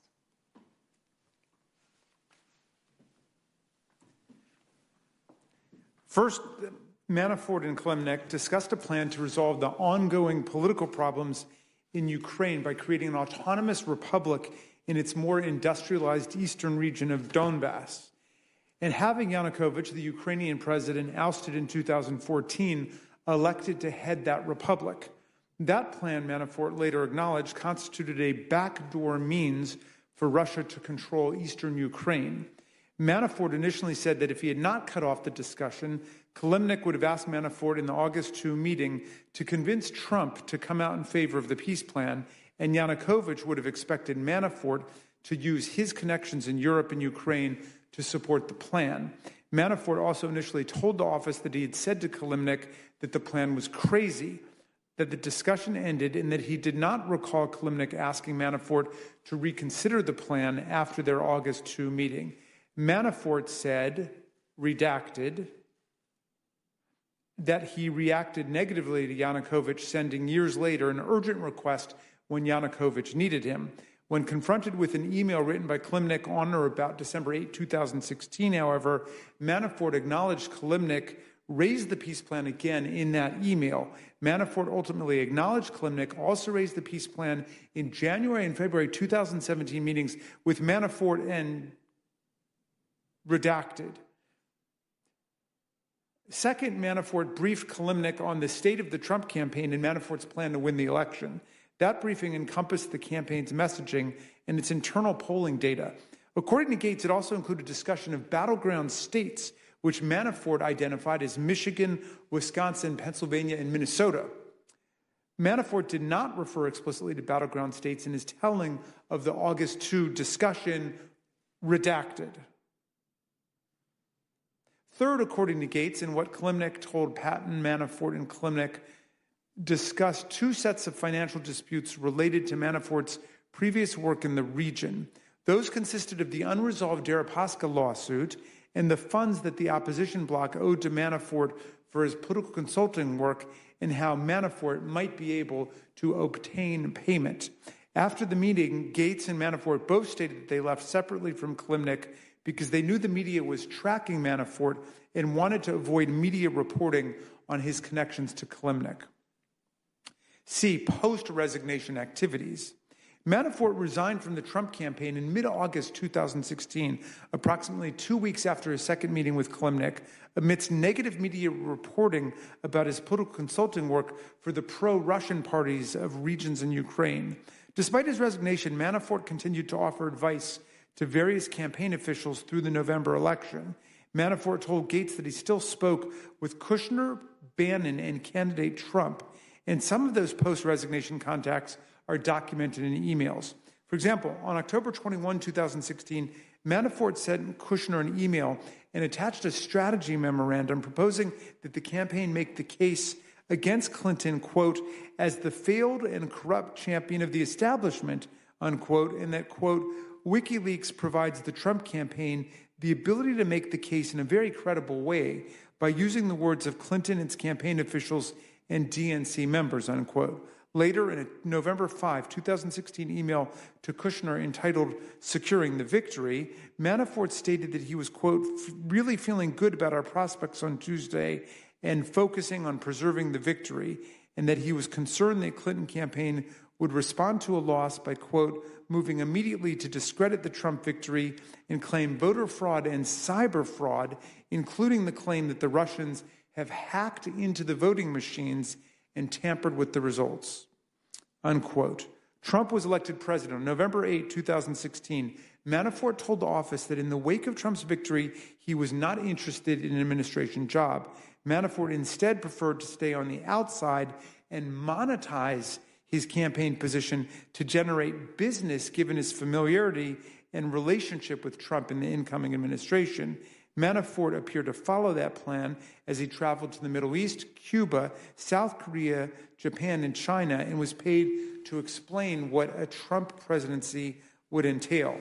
Manafort's activities in early 2017 included meetings relating to Ukraine and Russia. The first meeting, which took place in Madrid, Spain, in January 2017, was with Georgy Oganov. Oganov, who had previously worked at the Russian Embassy in the United States, was a senior executive at a Deripaska company and was believed to report directly to Deripaska. Manafort initially denied attending the meeting. When he later acknowledged it, he claimed that the meeting had been arranged by his lawyers and concerned only the Pericles lawsuit. Other evidence, however, provides reason to doubt Manafort's statement that the sole topic of the meeting was the Pericles suit. In particular, text messages to Manafort from a number associated with Kilimnik suggest that Kilimnik and Boyarkin, not Manafort's counsel, had arranged the meeting between Manafort and Oganov. Kilimnik's message states that the meeting was supposed to be not about money or Pericles, but instead about recreating the old friendship, ostensibly between Manafort and Deripaska, quote, and talking about global politics, unquote. Manafort also replied by text that he, quote, needs this finished before January the 20th, unquote, which appears to be a reference to resolving Pericles before the inauguration. On January 15th, 2017, 3 days after his return from Madrid, Manafort emailed K.T. McFarland, who was at the time designated to be Deputy National Security Advisor, and was formally appointed to that position on January 20th, 2017. Manafort's January 15th email to McFarland stated, quote, I have some important information I want to share that I picked up on my travels over the last month, unquote. Manafort told the office that the email referred to an issue regarding Cuba, not Russia or Ukraine, and Manafort had traveled to Cuba in the past month. Either way, McFarland, who was advised by Flynn not to respond to the Manafort inquiry, appears not to have responded to Manafort. Manafort told the office that around the time of the presidential inauguration in January, he met with Kilimnik and Ukrainian oligarch Sergei Leovochkin at the Westin Hotel in Alexandria, Virginia. During this meeting, Kilimnik again discussed the Yanukovych peace plan that he had broached at the August 2 meeting, and in a detailed December 8, 2016 message found in Kilimnik's DMP email account. In that December 8 email, which Manafort acknowledged having read, Kilimnik wrote, quote, all that is required to start the process is a very minor wink or slight push from DT, in apparent reference to President-elect Trump, and a decision to authorize you to be a special representative and manage this process, unquote. Kilimnik assured Manafort with that authority he, quote, could start the process and within 10 days visit Russia. Yanukovych guarantees your reception at the very top level and that, quote, DT could have peace in Ukraine basically within a few months after the inauguration. As noted above, redacted, in statements to the office, Manafort sought to qualify his engagement on and support for the plan, redacted, redacted, redacted, redacted. On February 26, 2017, Manafort met Kilimnik in Madrid, where Kilimnik had flown from Moscow. In his first two interviews with the office, Manafort denied meeting with Kilimnik on his Madrid trip, and then, after being confronted with documentary evidence that Kilimnik was in Madrid at the same time as him, recognized that he met him in Madrid. Manafort said that Kilimnik had updated him on a criminal investigation into so-called black ledger payments to Manafort that was being conducted by Ukraine's National Anti-Corruption Bureau. Redacted. Manafort remained in contact with Kilimnik throughout 2017 and into the spring of 2018. Those contacts included matters pertaining to the criminal charges brought by the office in the Ukraine peace plan. In early 2018, Manafort retained his longtime polling firm to craft a draft poll in Ukraine, sent the pollsters a 3-page primer on the plan sent by Kilimnik, and worked with Kilimnik to formulate the polling questions. The primer sent to the pollsters specifically called for the United States and President Trump to support the autonomous Republic of Donbass with Yanukovych as prime minister. And a series of questions in the draft poll asked for opinions on Yanukovych's role in resolving the conflict in Donbass. The poll was not solely about Donbass.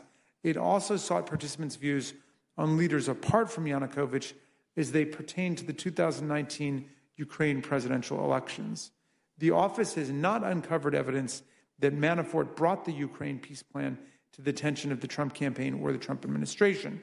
Kilimnik continued his efforts to promote the peace plan to the executive branch, e.g., U.S. Department of State, into the summer of 2018. B, post-election and transition period context. Trump was elected president on November 8, 2016. Beginning immediately after the election, individuals connected to the Russian government started contacting officials on the Trump campaign and transition team through multiple channels, sometimes through Russian Ambassador Kislyak, and other times through individuals who sought reliable contacts through U.S. persons not formally tied to the campaign or transition team. The most senior levels of the Russian government encouraged these efforts. The investigation did not establish that these efforts reflected or constituted coordination between the Trump campaign and Russia in its election interference activities. 1, immediate post-election activity. As soon as news broke that Trump had been elected president, Russian government officials and prominent Russian businessmen began trying to make inroads into the new administration. They appeared not to have pre-existing contacts and struggled to connect with senior officials around the president-elect. As explained below, those efforts entailed both official contact through the Russian embassy in the United States and outreaches sanctioned at high levels of the Russian government through business rather than political contacts. Outreach from the Russian government. At approximately 3 a.m. on election night, Trump campaign press secretary Hope Hicks received a telephone call on her personal cell phone from a person who sounded foreign but was calling from a number with a DC area code. Although Hicks had a hard time understanding the person, she could make out the words Putin call. Hicks told the caller to send her an email. The following morning on November 9, 2016, Sergei Kuznetsov, an official at the Russian embassy in the United States, emailed Hicks from his Gmail address with the subject line, message from Putin. Attached to the email was a message from Putin in both English and Russian, with Kuznetsov, which Kuznetsov asked Hicks to convey to the president-elect. In the message, Putin offered his congratulations to Trump for his electoral victory, stating he looked forward to working with Trump on leading Russian-American relations out of crisis. Hicks forwarded the email to Kushner asking, "Can you look into this? Don't want to get duped, but I don't want to blow off Putin." Kushner stated in congressional testimony that he believed that it would be possible to verify the authenticity of the forwarded email through the Russian ambassador, whom Kushner had previously met in April 2016. Unable to recall the Russian ambassador's name, Kushner emailed Dmitry Simis of CNI, whom he had consulted previously about Russia, and asked, "What is the name of Russian ambassador?" Kushner forwarded Simis's response, which identified Kislyak by name to Hicks. After checking with Kushner to see what he had learned, Hicks conveyed Putin's letter to transition officials. 5 days later, on November 14, 2016, Trump and Putin spoke by phone in the presence of transition team members, including incoming National Security Advisor Michael Flynn. High-level encouragement of contacts through alternative channels. As Russian officials in the United States reached out to the president-elect and his team, a number of Russian individuals working in the private sector began their own efforts to make contact. Petra Avin, a Russian national who heads Alfa Bank, Russia's largest commercial bank, described to the office interactions with Putin during this time period that might account for the flurry of Russian activity. Avin told the police that he is one of approximately 50 wealthy Russian businessmen who regularly meet with Putin in the Kremlin. These 50 men are often referred to as oligarchs. Avin told the office that he met on a quarterly basis with Putin, including the fourth quarter of 2016, shortly after the U.S. presidential election. Avin said that he took these meetings seriously and understood that any suggestions or critiques that Putin made during the meetings were implicit directives and that there would be consequences for Avin if he did not follow through. As was typical, the 2016 Q4 meeting with Putin was preceded by a preparatory meeting with Putin's chief of staff, Anton Vaino. According to Avin, at his Q4 2016 one-on-one meeting with Putin, Putin raised the prospect the United States would impose additional sanctions on Russian interests, including sanctions against Avin and/or Alfa Bank. Putin suggested that Avin needed to take steps to protect himself and Alfa Bank. Avin also testified that Putin spoke of the difficulty faced by the Russian government in getting in touch with the incoming Trump administration. According to Avin, Putin indicated he did not know with whom formally to speak and generally did not know the people immediately around the president-elect. Avin, redacted, told Putin he would take steps to protect himself and the Alfa Bank shareholders from potential sanctions. And one of those steps would be to try to reach out to the incoming administration to establish a line of communication. Avin described Putin responding with skepticism about Avin's prospect for success. According to Avin, although Putin did not expressly direct him to reach out to the Trump transition team, Avin understood that Putin expected him to try to respond to the concerns he had raised. Avin's efforts are described in Volume 1, Section 4b5. 2. Kirill Dmitriev's transition-era outreach to the incoming administration. Avin's description of his interactions with Putin is consistent with the behavior of Kirill Dmitriev, a Russian national who heads Russia's sovereign wealth fund and is closely connected to Putin. Dmitriev undertook efforts to meet members of the incoming Trump administration in the months after the election. Dmitriev asked a close business associate who worked for the United Arab Emirates, Royal Court, George Nader, to introduce him to Trump transition officials. And Nader eventually arranged a meeting in the Seychelles between Dmitriev and Eric Prince, a Trump campaign supporter and an associate of Steve Bannon. In addition, the UAE National Security Advisor introduced Dmitriev to a hedge fund manager and friend of Jared Kushner, Rick Gerson, in late November 2016. In December 2016 and January 2017, Dmitriev and Gerson worked on a proposal for reconciliation between the United States and Russia, which Dmitriev implied he cleared through Putin. Gerson provided that proposal to Kushner before the inauguration, and Kushner later gave copies to Bannon and Secretary of State Rex Tillerson. A background. Dmitriev is a Russian national who was appointed CEO of Russian Sovereign Wealth Fund, the Russian Direct Investment Fund, when it was founded in 2011. Dmitriev reported directly to Putin and frequently referred to Putin as his boss.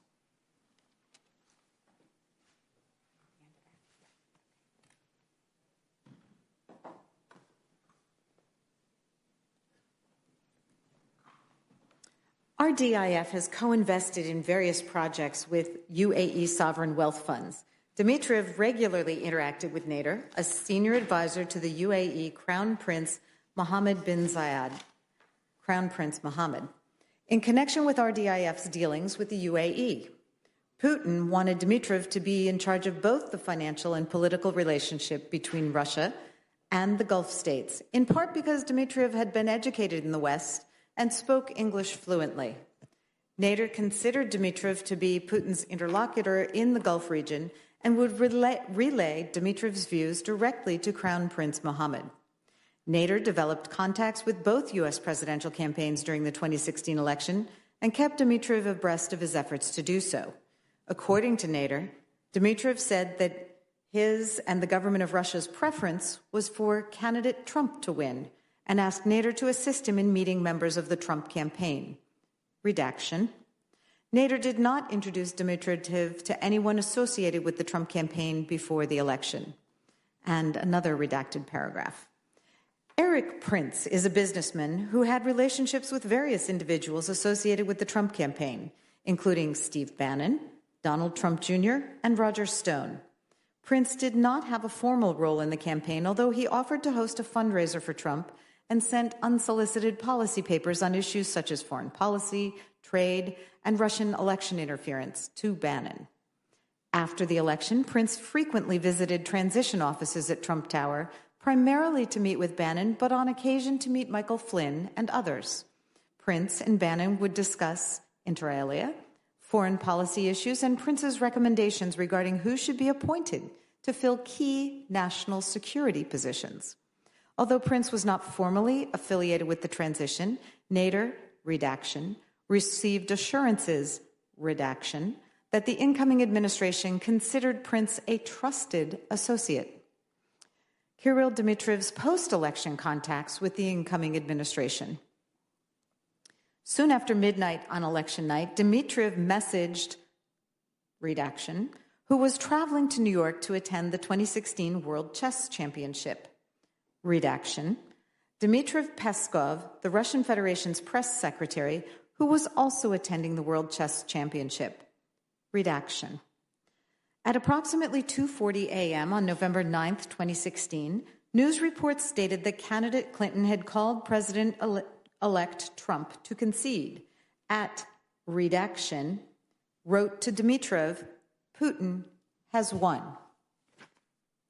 Later that morning, Dmitriev contacted Nader, who was in New York, to request a meeting with the key people in the incoming administration as soon as possible in light of the great results. He asked Nader to convey to the incoming administration that we want to start rebuilding the relationship in whatever is a comfortable pace for them. We understand all of the sensitivities and are not in a rush. Dmitriev and Nader had previously discussed Nader introducing him to the contacts Nader had made within the Trump campaign. Dmitriev also told Nader he would ask Putin for permission to travel to the United States, where he would be able to speak to media outlets about the positive impact of Trump's election and the need for reconciliation between the United States and Russia. Later that day, Dmitriev flew to New York, where Peskov was separately traveling to attend the chess tournament. Dmitriev invited Nader to the opening of the tournament and noted that if there was a chance to see anyone key from the Trump camp, he would love to start building for the future. Dmitriev also asked Nader to invite Kushner to the event so that he, Dmitriev, could meet him. Nader did not pass along Dmitriev's invitation to anyone connected with the incoming administration. Although one World Chess Federation official recalled hearing from an attendee that President-elect Trump had stopped by the tournament, the investigation did not establish that Trump or any campaign or transition team official attended the event. And the president's written answers denied that he had. Nader stated that Dmitriev continued to press him to set up a meeting with transition officials and was particularly focused on Kushner and Trump Jr. Dmitriev told Nader that Putin would be very grateful to Nader and that a meeting would make history. Redaction.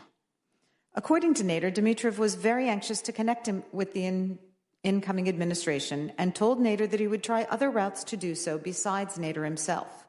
Nader did not ultimately introduce Dmitriev to anyone associated with the incoming administration during Dmitriev's post-election trip to New York.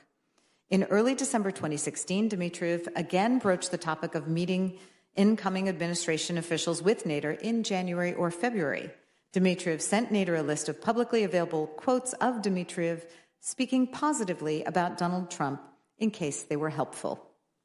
Eric Prince and Kirill Dmitriev meet in the Seychelles. George Nader and Eric Prince arranged Seychelles meeting with Dmitriev. Nader traveled to New York in early January 2017 and had lunchtime and dinner meetings with Eric Prince on January 3, 2017. Nader and Prince discussed Dmitriev. Nader informed Prince that the Russians were looking to build a link with the incoming Trump administration. Redaction. He told Prince that Dmitriev had been pushing Nader to introduce him to someone from the incoming administration. Redaction. Nader suggested, in light of Prince's relationship with transition team officials, that Prince and Dmitriev met to discuss issues of mutual concern. Redaction. Prince told Nader that he needed to think further about it and to check with transition team officials. After his dinner with Prince, Nader sent Prince a link to the Wikipedia entry about Dmitriev and sent Dmitriev a message stating that he had just met with some key people within the family and inner circle, a reference to Prince, and that he had spoken at length and positively about Dmitriev. Nader told Dmitriev that the people he met had asked for Dmitriev's bio, and that Dmitriev replied that he would update and send it. Nader later received from Dmitriev 2 files concerning Dmitriev. One was a 2-page biography, the other was a list of Dmitriev's positive quotes about Donald Trump. The next morning, Nader forwarded the message and attachments Dmitriev sent him to Prince. Nader wrote to Prince that these documents were the versions to be used with some additional details for them, with them referring to members of the incoming administration. Prince opened the attachments at Trump Tower within an hour of receiving them. Prince stated that while he was at Trump Tower that day, he spoke with Kellyanne Conway, Wilbur Ross, Steve Mnuchin, and others while waiting to see Bannon. Cell site location data for Prince's mobile phone indicates that Prince remained at Trump Tower for approximately 3 hours. Prince said he could not recall whether during those 3 hours he met with Bannon and discussed Dmitriev with him. Redaction. Prince booked a ticket to the Seychelles on January 7, 2017. The following day, Nader wrote to Dmitriev that he had a pleasant surprise for him, namely that he had arranged for Dmitriev to meet a special guest from the new team, referring to Prince. Nader asked Dmitriev if he could come to the Seychelles for the meeting on January 12, 2017, and Dmitriev agreed. The following day, Dmitriev sought assurance from Nader that the Seychelles meeting would be worthwhile.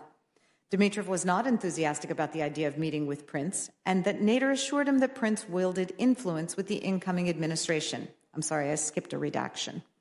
Nader wrote to Dmitriev, "This guy, Prince, is designated by Steve Bannon to meet you. I know him and he is very, very well connected and trusted by the new team. His sister is now a minister of education." According to Nader, Prince had led him to believe that Bannon was aware of Prince's upcoming meetings with Dmitriev, and Prince acknowledged that it was fair for Nader to think that Prince would pass information on to the transition team. Bannon, however, told the office that Prince did not tell him in advance about his meeting with Dmitriev. The Seychelles meeting. Dimitrov arrived with his wife in the Seychelles on January 11, 2017, and checked into the Four Seasons resort where Crown Prince Mohammed and Nader were staying. Prince arrived that same day. Prince and Dimitrov met for the first time that afternoon in Nader's villa, with Nader present. The initial meeting lasted approximately 30 to 45 minutes. Redaction. Prince described the 8 years of the Obama administration in negative terms and stated that he was looking forward to a new era of cooperation and conflict resolution. According to Prince, he told Dimitrov that Bannon was effective, if not conventional, and that Prince provided policy papers to Bannon. Redaction. Redaction. The topic of Russian interference in the 2016 election did not come up. Redaction. Prince added that he would inform Bannon about his meeting with Dimitrov and that if there was interest in continuing the discussion, Bannon or someone else on the transition team would do so. Redaction. Afterwards, Prince returned to his room where he learned that a Russian aircraft carrier had sailed to Libya, which led him to call Nader and ask him to set up another meeting with Dimitrov.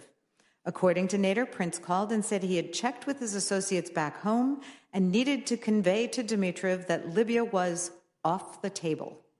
Nader wrote to Dimitrov that Prince had received an urgent message that he needs to convey to you immediately and arranged for himself, Dimitrov, and Prince to meet at a restaurant on the Four Seasons property. At the second meeting, Prince told Dimitrov that the United States could not accept any Russian involvement in Libya because it would make the situation there much worse. Redaction. After the second meeting concluded, Nader and Dimitrov discussed what had transpired. Dimitrov told Nader that he was disappointed in his meetings with Prince for two reasons. First, he believed the Russians needed to be communicating with someone who had more authority within the incoming administration than Prince had. Second, he had hoped to have a discussion of greater substance, such as outlining a strategic roadmap for both countries to follow. Dimitrov told Nader that, redaction, Prince's comments, redaction, were insulting, redaction. Hours after the second meeting, Prince sent two text messages to Bannon from the Seychelles. As described further below, investigators were unable to obtain the content of these or other messages between Prince and Bannon, and the investigation also did not identify evidence of any further communication between Prince and Dimitrov after their meetings in the Seychelles. Eric Prince's meeting with Steve Bannon after the Seychelles trip. After the Seychelles meetings, Prince told Nader that he would inform Bannon about his discussion with Dimitrov and would convey that someone within the Russian power structure was interested in seeking better relations with the incoming administration. On January 12, 2017, Prince contacted Bannon's personal assistant to set up a meeting for the following week. Several days later, Prince messaged her again, asking about Bannon's schedule. Prince said that he met Bannon at Bannon's home after returning to the United States in mid-January and briefed him about several topics, including his meeting with Dimitrov. Prince told the office that he explained to Bannon that Dimitrov was the head of a Russian sovereign wealth fund and was interested in improving relations between the United States and Russia. Prince had on his cell phone a screenshot of Dimitrov's Wikipedia page dated January 16, 2017, and Prince told the office that he likely showed that image to Bannon. Prince also believed he provided Bannon with Dimitrov's contact information. According to Prince, Bannon instructed Prince not to follow up with Dimitrov, and Prince had the impression that the issue was not a priority for Bannon. Prince related that Bannon did not appear angry, just relatively uninterested.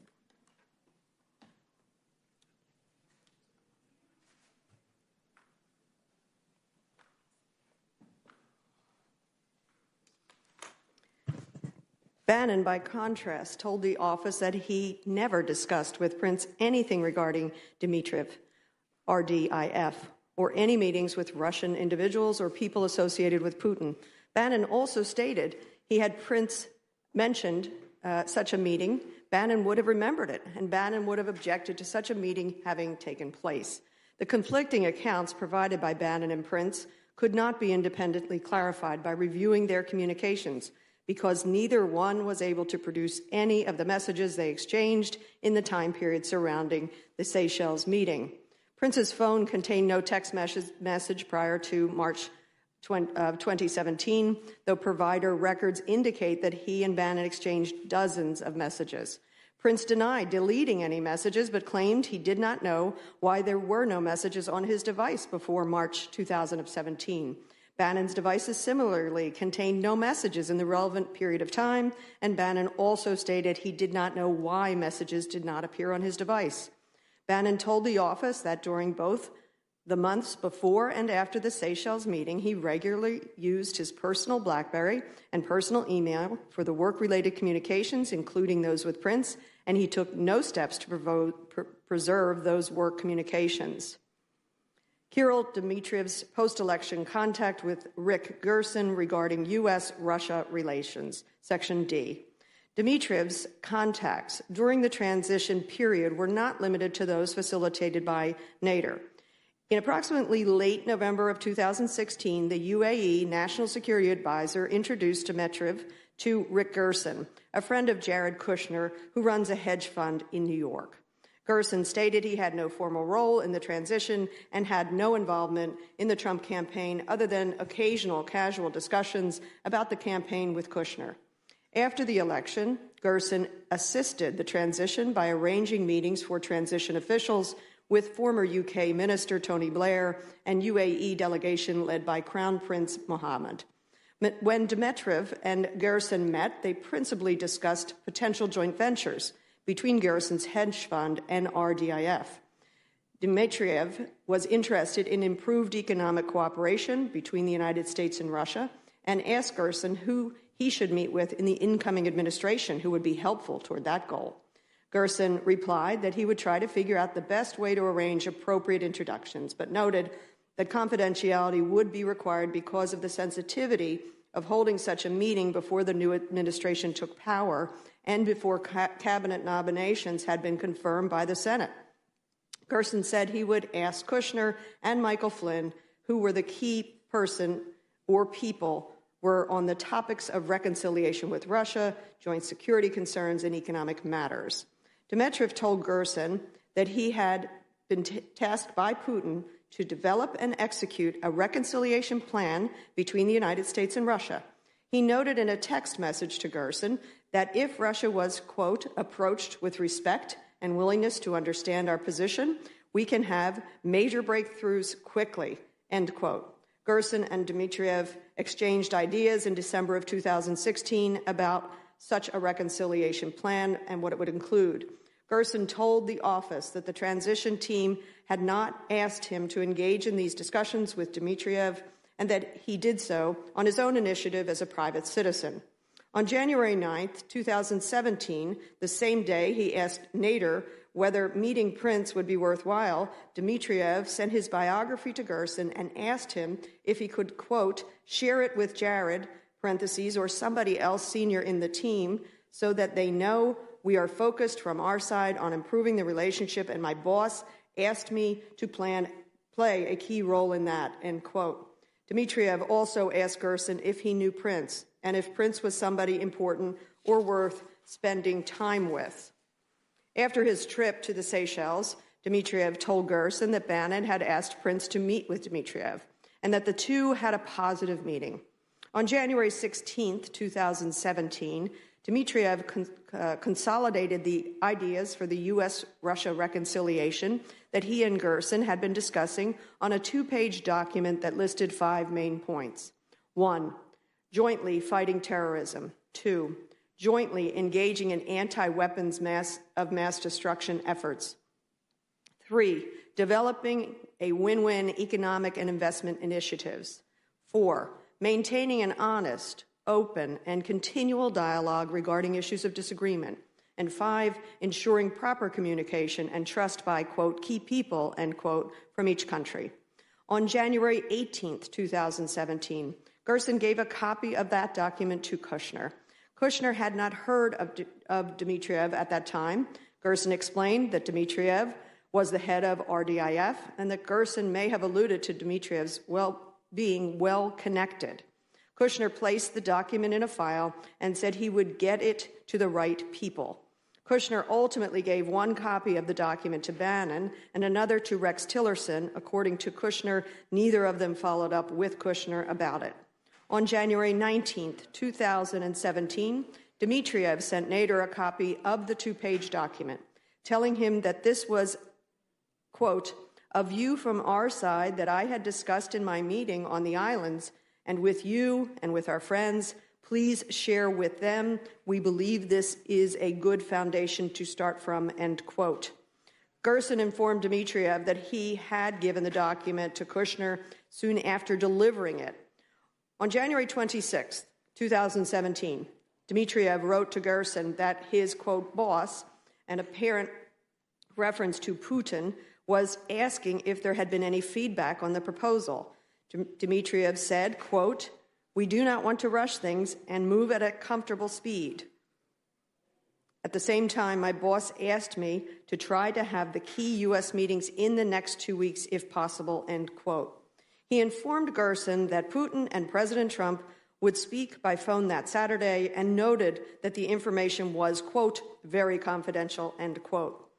The same day, Dmitriev wrote to Nader and said he had seen his, quote, boss again, who had, quote, emphasized that this is a great priority for us and that we need to build this communication channel to avoid bureaucracy, end quote. On January 28, 2017, Dmitriev texted Nader that he wanted to, quote, see if I can confirm to my boss that your friends may use some of the ideas from the two-pager I sent you in a telephone call that will happen at 12 Eastern Standard Time, end quote. An apparent reference to the call scheduled between President Trump and Putin. Nader replied, quote, definitely, paper was so submitted to team by Rick and me. They took it seriously, exclamation point, end quote. After the call between President Trump and Putin occurred, Dmitriev wrote to Nader and said, quote, the call went very well. My boss wants me to continue making some public statements that Russia cooperation is good and important, end quote. Gerson also wrote to Dmitriev to say that the call had gone well and that Dmitriev replied that the document they had drafted together, quote, played an important role, end quote. Gerson and Dmitriev appeared to stop communicating with one another in approximately March of 2017 when the investment deal they had been working on together showed no signs of progressing. Section 3. Ambassador Kislyak's meeting with Jared Kushner and Michael Flynn in Trump Tower following the election. On November 16, 2016, Catherine Vargas, an executive assistant to Kushner, received a request for a meeting with Russian Ambassador Sergei Kislyak. That same day, Vargas sent Kushner an email with the subject, quote, missed call, in caps, Russia Ambassador to the U.S., Sergei Kislyak, end quote. The text of the email read, regarding setting up a time to meet with you on 12/1, LMK, how to proceed, end quote. Kushner responded in relevant part, quote, I think I do this one, confirm that with Dmitry Sims of CNI, that this is the right guy, end quote. After reaching out to a colleague of Sims at CNI, Vargas reported back to Kushner that Kislyak was, quote, the best go-to guy for routine matters in the U.S., end quote, while Yuri Yukashov, a Russian foreign policy advisor, was the contact for, quote, more direct, substantial matters, end quote. Bob Forsman, the UBS investment bank executive who had previously tried to transmit to candidate Trump an invitation to speak at an economic forum in Russia, see Volume 1, Section 4, may have provided similar information to the transition team, according to Forsman, at the end of an early December 2016 meeting with incoming National Security Advisor Michael Flynn and his designated deputy, K.T. McFarland, in New York. Flynn asked Forsman for his thoughts on Kislyak. Forsman did not meet Kislyak, but told Flynn while Kislyak was an important person, Kislyak did not have a direct line to Putin. Forsman subsequently traveled to Moscow, inquired of a source he believed to be close to Putin, and heard back that the source, that Yukashov, would be the official channel for the incoming U.S. National Security Advisor. Forsman acknowledged that Flynn had not asked him to undertake that inquiry in Russia, but told the office that he nonetheless felt obligated to report the information back to Flynn, and that he worked to get a face-to-face meeting with Flynn in January 2017 so that he could do so. Email correspondence suggests that the meeting ultimately went forward, but Flynn has no recollection of it or of the earlier December meeting. Parentheses, the investigation did not identify evidence of Flynn or Kushner meeting with Ukashov after being given his name, and parentheses. In the meantime, although he had already formed the impression that Kislyak was not necessarily the right point of contact, Kushner went forward with the meeting that Kislyak had requested on November the 16th. It took place at Trump Tower on November 30th, 2016. At Kushner's invitation, Flynn also attended. Bannon was invited but did not attend. During the meeting, which lasted approximately 30 minutes, Kushner expressed a desire on the part of incoming administration to start afresh with U.S.-Russian relations. Kushner also asked Kislyak to identify the best person, parentheses, whether Kislyak or someone else, end parentheses, with whom to direct future discussions, someone who had contact with Putin and the ability to speak for him. The three men also discussed U.S. policy toward Syria, and Kislyak floated the idea of having Russian generals brief the transition team on the topic using a secure communications line. After Flynn explained that there was no secure line in the transition team offices, Kushner asked Kislyak if they could communicate using secure facilities at the Russian embassy. Kislyak quickly rejected that idea. Section 4. Jared Kushner's meeting with Sergei Gorkov. On December 6, 2016, the Russian embassy reached out to Kushner's assistant to set up a second meeting between Kislyak and Kushner. Kushner declined several proposed meeting dates, but Kushner's assistant indicated that Kislyak was very insistent about securing a second meeting. Kushner told the office that he did not want to take another meeting because he had already decided Kislyak was not the right channel for him to communicate with Russia, so he arranged to have one of his assistants, Avi Berkowitz, meet with Kislyak in his stead. Although embassy official Sergei Kuznetsov wrote to Berkowitz that Kislyak thought it, quote, important, end quote, to, quote, continue the conversation with Mr. Kushner in person, end quote, Kislyak nonetheless agreed to meet instead with Berkowitz once it became apparent that Kushner was unlikely to take a meeting. Berkowitz met with Kislyak on December 12, 2016 at Trump Tower. The meeting lasted only a few minutes, during which Kislyak indicated that he wanted Kushner to meet someone who had a direct line to Putin, Sergei Gorkov, the head of the Russian government-owned bank, Bank,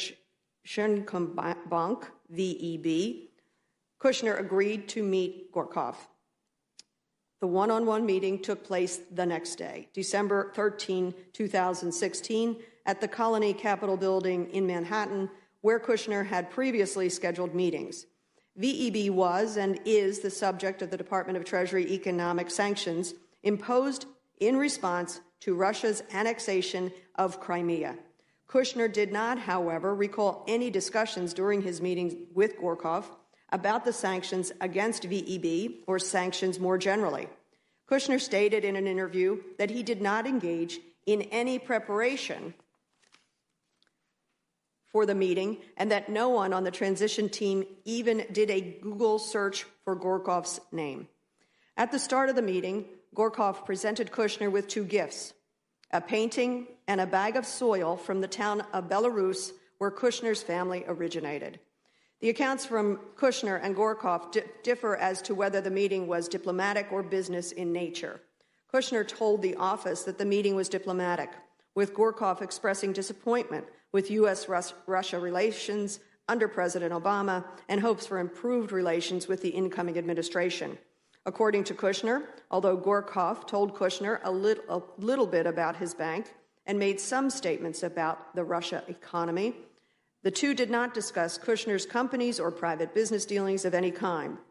Parentheses. At the time of the meeting, Kushner Companies had a debt obligation coming due on a building it owned at 666 Fifth Avenue, and there had been public reporting both about efforts to secure lending on the property and possible conflicts of interest for Kushner arising out of his company's borrowing from foreign leaders, end parentheses. In contrast, in a 2017 public statement, VEB suggested Gorkov met with Kushner in Kushner's capacity as CEO of Kushner Companies for the purpose of discussing business rather than as a part of a diplomatic effort. In particular, VEB characterized Gorkov's meeting with Kushner as part of a series of, quote, roadshow meetings, end quote, with, quote, representatives of major U.S. banks and business circles, end quote, which included, quote, negotiations, end quote, and discussions of the, quote, most promising business lines and sectors, end quote. Forsman, the investment bank executive mentioned in Volume 1, Sections 4A1, told the office that he met with Gorkov and VEB Deputy Chairman Nikolai Toshmensky in Moscow just before Gorkov left for New York to meet Kushner. According to Forsman, Gorkov and Toshmensky told him that they were traveling to New York to discuss post-election issues with U.S. financial institutions, that their trip was sanctioned by Putin, that they were reporting back to Putin upon their return. The investigation did not resolve the apparent conflict in the accounts of Kushner and Gorkov, or determine whether the meeting was diplomatic in nature, as Kushner stated, focused on business, as VEB public statement indicated, or whether it involves some combination of those matters or other matters. Regardless, the investigation did not identify that Kushner and Gorkov engaged in any substantive follow-up after the meeting. Rather, a few days after the meeting, Gorkov's assistant texted Kushner's assistant, quote, "Hi, please inform your side that the information about the meeting had a very positive response, exclamation point, end quote." Over the following weeks, the two assistants exchanged a handful of additional cordial texts. On February 8, 2017, Gorkov's assistant texted Kushner's assistant, Berkowitz, to try to set up another meeting, and followed up by text at least twice in the days that followed. According to Berkowitz, he did not respond to the meeting request in light of the press coverage regarding the Russia investigation, and did not tell Kushner about the meeting request. Section 5, Petr Aven outreach efforts to the transition team. In December 2016, weeks after the one-on-one meeting with Putin described in Volume 1, Section 4, Petr Aven attended what he described as a separate, quote, all-hands, end quote, oligarch meeting between Putin and Russia's most prominent businessmen. As in Aven's one-on-one meeting, a main topic of discussion at the oligarch meeting in December of 2016 was the prospect of forthcoming U.S. economic sanctions.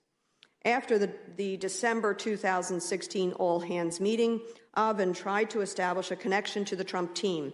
Aven instructed Richard Burt to make contact with the incoming Trump administration. Burt was on the board of directors of Letter One, another company headed by Aven, and had done work for Alpha Bank. Burt had previously served as U.S. ambassador to Germany and Assistant Secretary of State for European and Canadian Affairs, and one of his primary roles with Alpha Bank and L1 was to facilitate introductions to business contacts in the United States and other Western countries. While at L1, board members held in Luxembourg in late December 2016, Aven pulled Burt aside, and he told him he had spoken to someone high in the Russian government who expressed interest in establishing a communications channel between the Kremlin and the Trump transition team. Aven asked for Burt's help in contacting members of the transition team. Although Burt had been responsible for helping Aven build connections in the past, Burt viewed Aven's request as unusual and outside the normal realm of his dealings with Aven. Bert, who is a member of the board of CNI, discussed previously, decided to approach CNI President Dimitri Sims for help facilitating Avin's request, recalling that Sims had some relationship with Kushner. At the time, Sims was lobbying the Trump transition team on Bert's behalf to appoint Bert U.S. ambassador to Russia.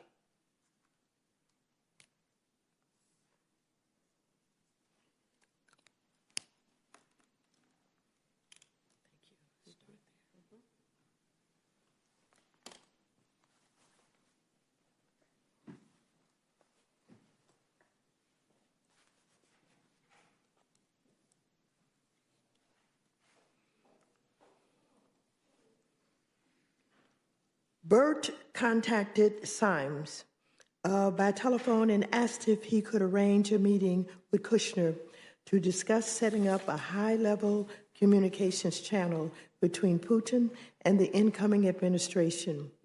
Symes told the office that he declined and stated to Bert that setting up such a channel was not a good idea in light of the media attention surrounding Russian influence in the U.S. presidential election. According to Symes, he understood that Bert was seeking a secret channel, and Symes did not want CNI to be seen as an intermediary between the Russian government and the incoming administration. Based on what Symes had read in the media, he stated that he already had concerns that Trump's business connections could be exploited by Russia, and Symes said that he did not want CNI to have any involvement or apparent involvement in facilitating any connection. Through a trusted third party, I have reached out to the very influential person I mentioned in Luxembourg concerning Project A. Prior to that, in an email dated December 22, 2016, Bert recounted for Avin his conversation with Symes. And he said, through a trusted third party, I have reached out to the very influential person I mentioned in Luxembourg concerning Project A. There is an interest and an understanding for the need to establish such a channel, but the individual emphasized at this moment with so much intense interest in the Congress and the media over the question of cyber hacking and who ordered that, Project A was too explosive to discuss. The individual agreed to discuss it again after the new year. I trust the individual's instincts on this.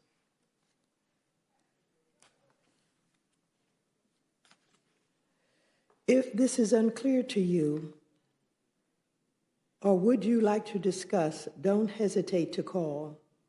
According to Bert, the very influential person referred in this, a reference in this email was Symes, and the reference to a trusted third party was a fabrication, and no such third party existed. Project A was a term that Bert created for Avin's effort to help establish a communications channel between Russia and the Trump team, which he used in light of the sensitivities surrounding what Avin was requesting, especially in light of the recent attention to Russia's influence in the U.S. presidential election. According to Bert, his report that there was interest in a communications channel reflected Symes' views, not necessarily those of the transition team, and in any event, Bert acknowledged that he added some hype so that sentence to make it sound like there was more interest from the transition team than may have actually existed. Avin replied to Bert's email on the same day, saying, "Thank you, all clear." According to Avin, this statement indicated that he did not want the outreach to continue. Bert spoke to Avin sometime thereafter about his attempt to make contact with the Trump team, explaining to Avin that the current environment made it impossible. Redacted. Bert did not recall discussing Avon's request with Symes again, nor did he recall speaking to anyone else about the request. In the first quarter of 2017, Avon met again with Putin and other Russian officials. At that meeting, Putin asked about Avon's attempt to build relations with the Trump administration, and Avon recounted his lack of success. Redaction. Putin continued to inquire about Avon's efforts to connect to the Trump administration in several subsequent quarterly meetings. Avon also told Putin's chief of staff that he had been subpoenaed by the FBI. As part of that conversation, he reported that he had been asked by the FBI about whether he had worked to create a back channel between the Russian government and the Trump administration. According to Avon, the official showed no emotion in response to this report and did not appear to care. This is numbered 6 Carter-Page contact with Deputy Prime Minister Arkady Dvorak. In December 2016, more than 2 months after he was removed from the Trump campaign, former campaign foreign policy advisor Carter-Page again visited Moscow in an attempt to pursue business opportunities. According to Konstantin Kilimnik, Paul Manafort's associate, Page also gave some individuals in Russia the impression that he had maintained his connections to President-elect Trump. In a December 8, 2016 email intended for Manafort, Kilimnik wrote, Carter-Page is in Moscow today, sending messages he is authorized to talk to Russia on behalf of DT on a range of issues of mutual interest, including Ukraine. On December 9, 2016, Page went to dinner with NES employees Shlomo Weber and Andrei Krikovich.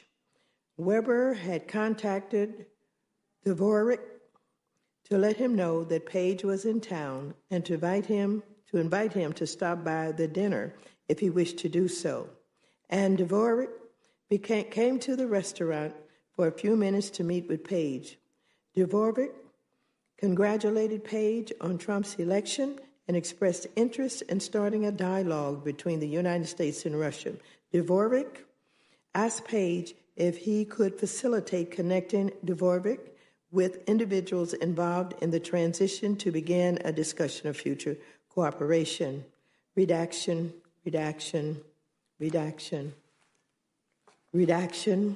Dvorak separately discussed working together in the future by forming an academic partnership. Contacts with and through Michael T. Flynn. Incoming National Security Advisor Michael Flynn was the transition team's primary conduit for communications with the Russian ambassador and dealt with Russia on 2 sensitive matters during the transition period: a United Nations Security Council vote and Russian government's reaction to the United States imposition of sanctions for Russian interference in the 2016 election. Despite Kushner's conclusion that Kislyak did not yield influence inside the Russian government, the transition team turned to Flynn's relationship with Kislyak on both issues. As to the sanctions, Flynn spoke by phone to K.T. McFarland, his incoming deputy, to prepare his call to Kislyak. McFarland was with the president-elect and other senior members of the transition team at Mar-a-Lago at the time, although transition officials at Mar-a-Lago had some concern about possible Russian reactions to the sanctions.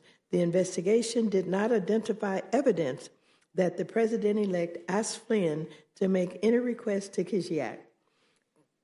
Flynn asked Kislyak not to escalate the situation in response to U.S. sanctions imposed on December 29, 2016, and Kislyak later reported to Flynn that Russia acceded to that request. United Nations vote on Israel's settlements. On December 21st, 2016, Egypt submitted a resolution to the United Nations Security Council calling on Israel to cease settlement activities in Palestinian territory.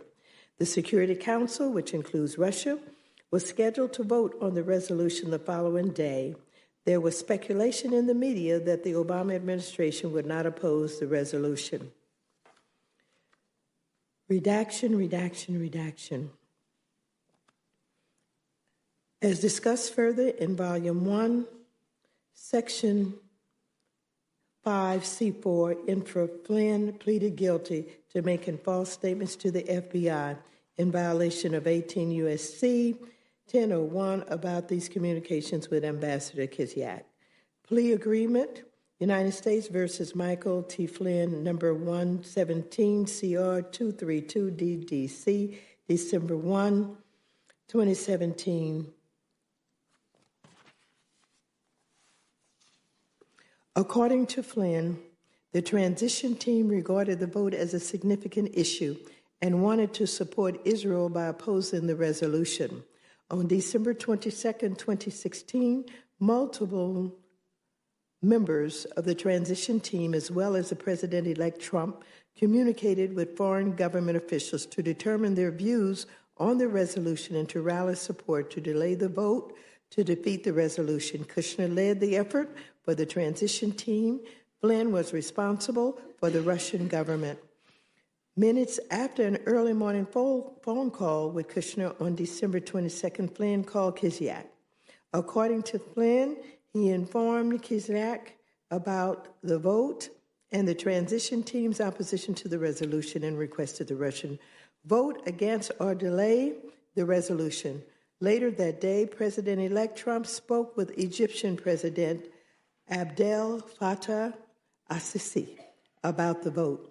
Ultimately, Egypt postponed the vote. On December 23, 2016, Malaysia, New Zealand, Senegal, and Venezuela resubmitted the resolution.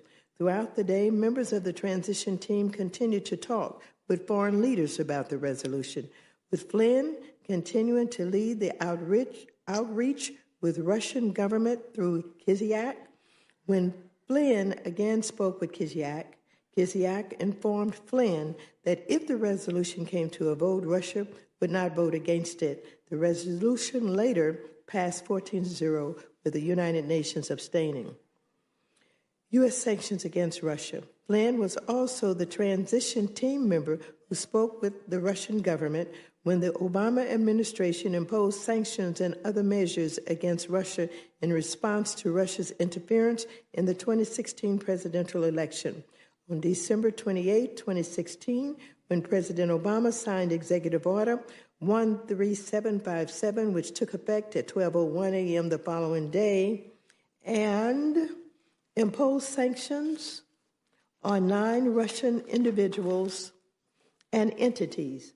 On December 29, 2016, the Obama administration also expelled 35 Russian government officials and closed 2 Russian government-owned compounds in the United States.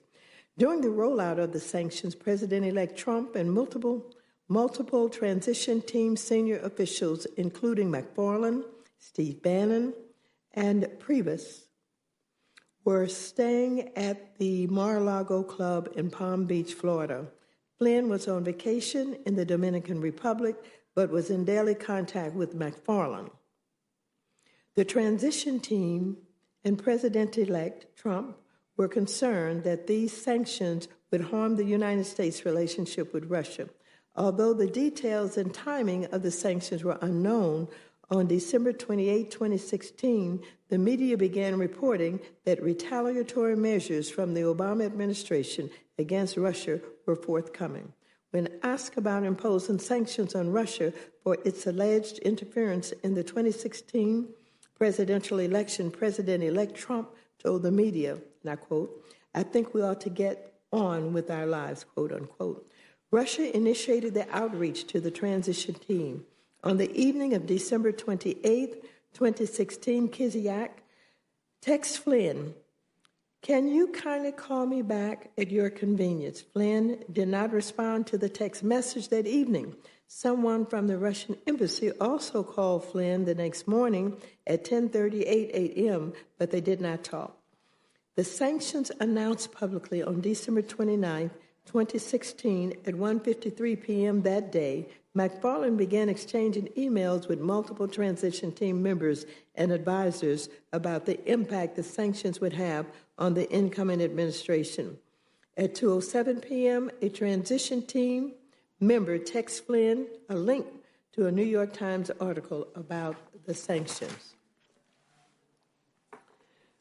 McFarland called Flynn, but they did not talk. Shortly thereafter, McFarland and Bannon discussed the sanctions. According to McFarland, Bannon remarked that the sanctions would hurt their ability to have good relations with Russia and that Russian escalation would make things more difficult. McFarland believed she told Bannon that Flynn was scheduled to talk to Kislyak later that night. McFarland also believes she may have discussed the sanctions with Priebus and likewise told him that Flynn was scheduled to talk to Kislyak that night. At 3:14 p.m., Flynn texted a transition team member who was assisting McFarland, "Time for a call." The transition team member responded that McFarland was on the phone with Tom Bossert, a transition team senior official, to which Flynn responded, "Tit for tat with Russia not good, Russian AMBO reaching out to me today." Flynn recalled that he chose not to communicate with Kislyak about the sanctions until he had heard from the team at Mar-a-Lago. He first spoke with Michael Ledeen, the transition team member who advised on foreign policy and national security members for 20 minutes. Flynn then spoke with McFarland for almost 20 minutes to discuss what, if anything, to communicate Kislyak about the sanctions. On that call, McFarland and Flynn discussed the sanctions, including their potential impact on the incoming administration's foreign policy goals. McFarland and Flynn also discussed that transition team members in Mar-a-Lago did not want Russia to escalate the situation. They both understood that Flynn would delay a message to Kislyak in hopes of making sure the situation would not get out of hand.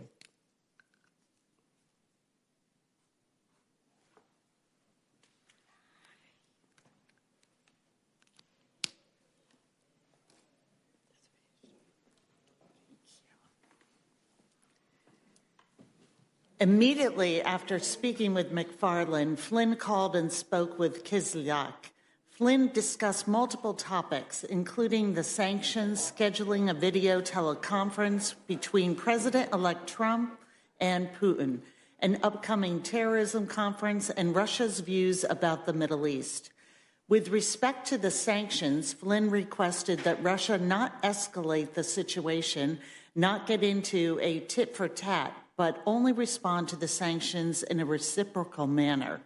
Multiple transition team members were aware that Flynn was speaking with Kislyak that day. In addition to her conversations with Bannon and Reince Priebus at 4:43 p.m., McFarland sent an email to the transition team members about the sanctions, informing the group that, quote, "General Flynn is talking to Russian ambassador this evening."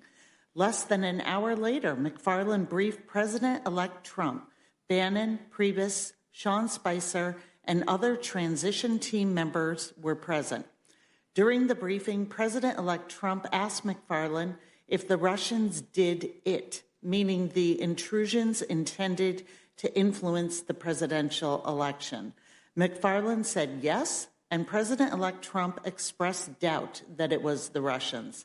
McFarland also discussed potential Russian responses to the sanctions and said Russia's response would be an indicator of what the Russians wanted going forward. President-elect Trump opined that the sanctions provided him with the leverage to use with the Russians. McFarland recalled that at the end of the meeting, someone may have mentioned to President-elect Trump that Flynn was speaking to the Russian ambassador that evening. After the briefing, Flynn and McFarland spoke over the phone. Flynn reported on the substance of his call, including the discussion of sanctions. According to McFarland, Flynn mentioned that the Russian response to the sanctions was not going to be escalatory because they wanted a good relationship with the incoming administration. McFarland also gave Flynn a summary of her recent briefings with President-elect Trump.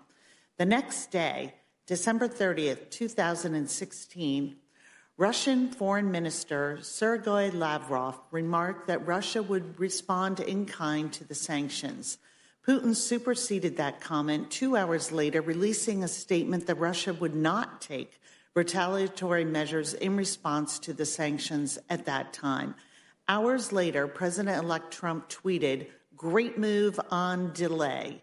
Shortly thereafter, Flynn sent a text message to McFarland summarizing his call with Kislyak from the day before, which she emailed to Kushner, Bannon, Priebus, and other transition team members. The text message and email did not include sanctions as one of the topics. Flynn told the office that he did not document his discussion of sanctions because it could be perceived as getting in the way of the Obama administration's foreign policy. On December 31st, 2016, Kislyak called Flynn and told him the request had been received at the highest levels and that Russia had chosen not to retaliate to the sanctions in response to the request. 2 hours later, Flynn spoke with McFarland and relayed his conversation. According to McFarland, Flynn remarked that the Russians wanted a better relationship and that the relationship was back on track. Flynn also told McFarland that he believed his phone call had made a difference. McFarland called congratulating Flynn in response. Flynn spoke with other transition team members that day, but does not recall whether they discussed the sanctions. Flynn recalled discussing the sanctions with Bannon the next day, and Bannon appeared to know about Flynn's conversation. Bannon, for his part, recalled meeting with Flynn that day, but said he did not remember discussing sanctions with him. Additional information about Flynn's sanctions-related discussions and the handling of those discussions by the transition team and the Trump administration is provided in Volume 2 of this report. In sum, the investigations establish multiple links between the Trump campaign officials and individuals tied to the Russian government. Those links included Russian offers of assistance to the campaign. In some instances, the campaign was receptive to the offer, while in other instances, the campaign officials shied away. Ultimately, the investigation did not establish that the campaign coordinated or conspired with the Russian government in its election interference activities. The appointment order authorized the special counsel's office to prosecute federal crimes arising from its investigation of matters assigned to it. In deciding whether to exercise this prosecutorial authority, the office has been guided by the principles of federal prosecution set forth in the Justice Manual. In particular, the office has evaluated whether the conduct of individuals considered for prosecution constituted a federal offense and whether admissible evidence would probably be sufficient to obtain and sustain a conviction for such an offense. Justice Manual, where the answer to those questions was yes, the office further considered whether the prosecution would serve a substantial federal interest, that individuals were subject to effective prosecution in another jurisdiction, and there existed an adequate non-criminal alternative to prosecution. As explained below, those considerations led the office to seek charges against 2 sets of Russian nationals for their roles in perpetuating the Active Measures social media campaign and computer intrusion operations. There is redacted material. The office, similar to the contacts between the campaign officials and Russian-linked individuals, either did not involve the commission of a federal crime or, in the case of campaign finance offenses, that our evidence was not sufficient to obtain and sustain a criminal conviction. At the same time, the office concluded that the principles of federal prosecution supported charging certain individuals connected to the campaign with making false statements or otherwise obstructing this investigation or parallel congressional investigations. On February 16, 2018, a federal grand jury in the District of Columbia returned an indictment charging 13 Russian nationals and 3 Russian entities, including the Internet Research Agency and Concord Management and Consulting, with violating U.S. criminal laws in order to interfere with the U.S. elections and political processes. The indictment charges all of the defendants with conspiracy to defraud the United States, 3 defendants with conspiracy to commit wire fraud and bank fraud, and 5 defendants with aggravated identity theft. Concord, which is one of the entities charged in Count 1, conspiracy, entered an appearance through U.S. counsel and moved to dismiss the charge on multiple grounds.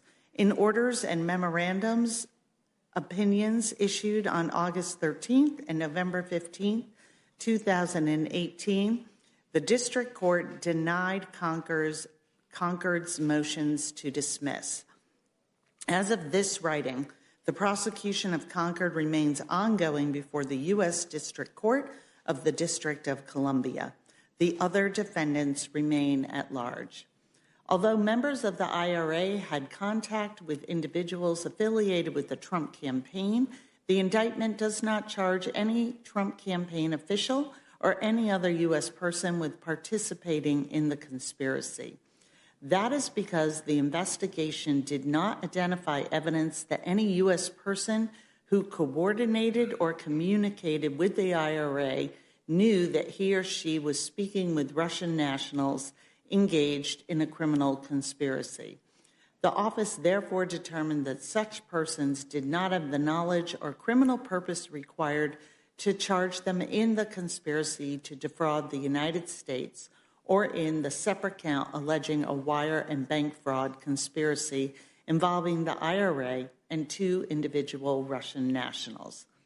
The office did, however, charge 1 U.S. national for his role in supplying false or stolen bank account numbers that allowed the IRA conspirators to access U.S. online payment systems by circumventing those systems' security features.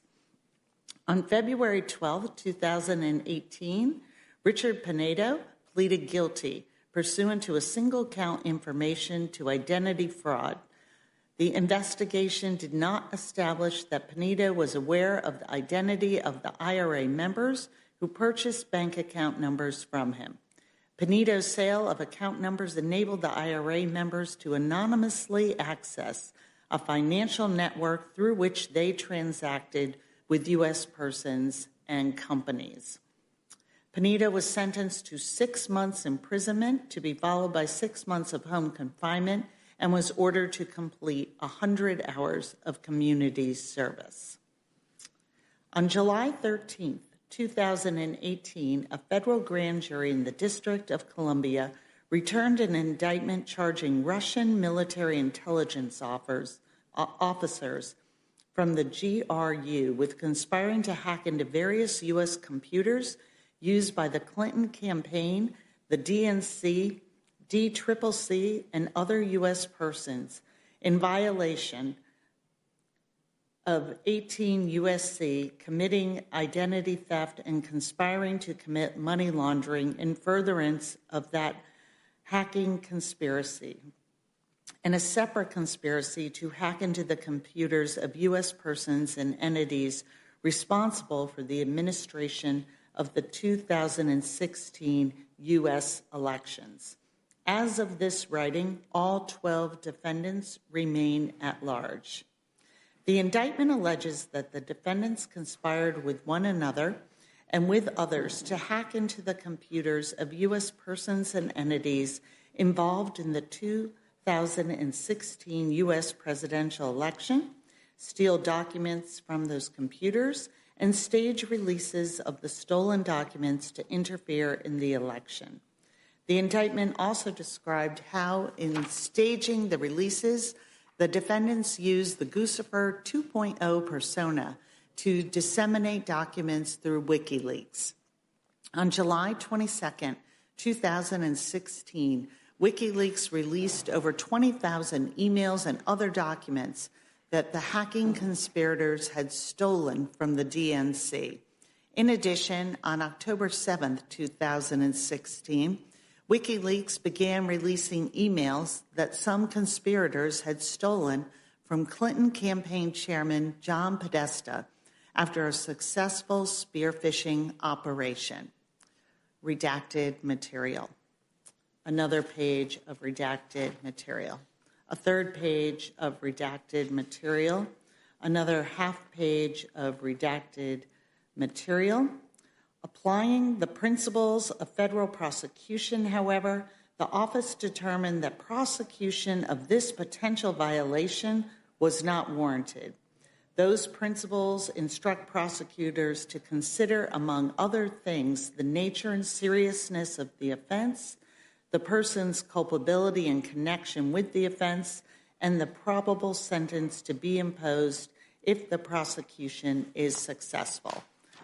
Redacted material. As explained in Section 4 above, the office's investigation uncovered evidence of numerous links between the Trump campaign officials and individuals having or claiming to have ties to the Russian government. The office evaluated the context under several sets of federal laws, including conspiracy laws governing foreign agents who operate in the United States. After considering the available evidence, the office did not pursue charges under these statutes against any of the individuals discussed in Section 4 above, with the exception of the FARA charges against Paul Manafort and Richard Gates based on their activities on the behalf of Ukraine. One of the interactions between the Trump campaign and Russian-affiliated individuals, the June 9, 2016 meeting between high-ranking campaign officials and Russians promising derogatory information on Hillary Clinton, implicates an additional body of law, campaign finance statutes. Schemes involving the solicitation or receipt of assistance from foreign sources raise different statutory and constitutional questions. As explained below, the office evaluated those questions in connection with the June 9th meeting, redacted material. The office ultimately concluded that even if the principal legal questions were resolved favorably to the government, a prosecution would encounter difficulties proving that campaign officials or individuals connected to the campaign willfully violated the law. Finally, although the evidence of contacts between campaign officials and Russian-affiliated individuals may not have been sufficient to establish or sustain criminal charges, several U.S. persons connected to the campaign made false statements about those contacts and took other steps to obstruct the office's investigation and those of Congress. This office has therefore charged some of those individuals with making false statements and obstructing justice. As an initial matter, this office evaluated potentially criminal conduct that involved the collective action of multiple individuals, not under the rubric of collusion, but through the lens of conspiracy law. In doing so, the office recognized that the word collude appears in the Acting Attorney General's August 2, 2017 memorandum. It has frequently been invoked in public reporting, and it is sometimes referenced in antitrust law. But collusion is not a specific offense or theory of liability found in the U.S. Code, nor is it a term of art in the federal criminal law. To the contrary, even as defined in legal dictionaries, Collusion is largely synonymous with conspiracy, as that crime is set forth in the General Federal Conspiracy Statute. For that reason, this office's focus in resolving the question of joint criminal liability was on conspiracy, not the common discussed term collusion. The office considered in particular whether contacts between Trump campaign officials and Russia-linked individuals could trigger liability for the crime of conspiracy, either under statutes that have their own conspiracy language or under general conspiracy statute. The investigation did not establish that the contacts described in Volume 1 amounted to an agreement to commit any substantive violation of federal criminal law, including foreign influence and campaign finance laws. The office therefore did not charge any individual associated with the Trump campaign with conspiracy to commit a federal offense arising from Russia contacts, either under a specific statute or under Section 371's Offenses Clause. The office also did not charge any campaign official or associate with a conspiracy under Section 371's Defraud Clause. That clause criminalizes participating in an agreement to obstruct a lawful function of the U.S. government or its agencies through deceitful or dishonest means. The investigation did not establish any agreement among campaign officials or between such officials and Russia-linked officials to interfere with or obstruct a lawful function of a government agency during the campaign or transition period. And as discussed in Volume 1, the investigation did not identify that any campaign official or associate knowingly and intentionally participated in the conspiracy to defraud that office charged, namely the active measures conspiracy described in Volume 1. Accordingly, the office did not charge any campaign associate or other U.S. person with conspiracy to defraud the United States based on the Russian-related contacts described in Section 4 above. The office next assessed the potential liability of a campaign-affiliated individuals under federal statutes regulating actions on behalf of or work done for a foreign government.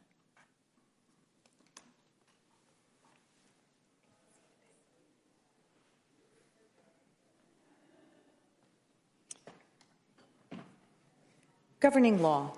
Under 18 U.S.C. 951, it's generally illegal to act in the United States as an agent of a foreign government without providing notice to the Attorney General.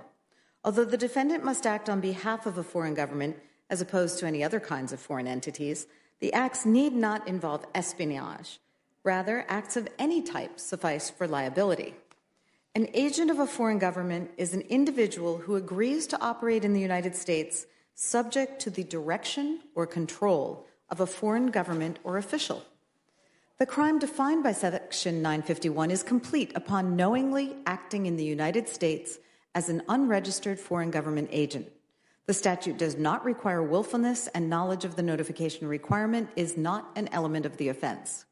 The Foreign Agents Registration Act, FARA, generally makes it illegal to act as an agent of a foreign principal by engaging in certain largely political activities in the United States without registering with the Attorney General. The triggering agency relationship must be with a foreign principal or a person any of whose activities are directly or indirectly supervised, directed, controlled, financed, or subsidized in whole or in major part by a foreign principal. That includes a foreign government or political party and various foreign individuals and entities. A covered relationship exists if a person acts as an agent, representative, employee, or servant, or in any other capacity at the order, request, or under the foreign principal's direction or control. It is sufficient if the person agrees, consents, assumes, or purports to act as, or who is or holds himself out to be, whether or not pursuant to contractual relationship, the agent of a foreign principal. The triggering activity is that the agent directly or through any other person in the United States, number one, engages in political activities for or in the interests of the foreign principal, which includes attempts to influence federal officials or the public. Number two, acts as a public relations counsel, publicity agent, information service employee, or political consultant for or in the interests of such foreign principal. Three, solicits, collects, disperses, or dispenses contributions, loans, money, or other things of value for or in the interest of such foreign principal. Or four, represents the interests of such foreign principal before any federal agency or official. It is a crime to engage in a willful violation of any provision of the Act or any regulation thereunder. It is also a crime willfully to make false statements or omissions of material facts in FARA registration statements or supplements. Most violations have a maximum penalty of 5 years of imprisonment and a $10,000 fine.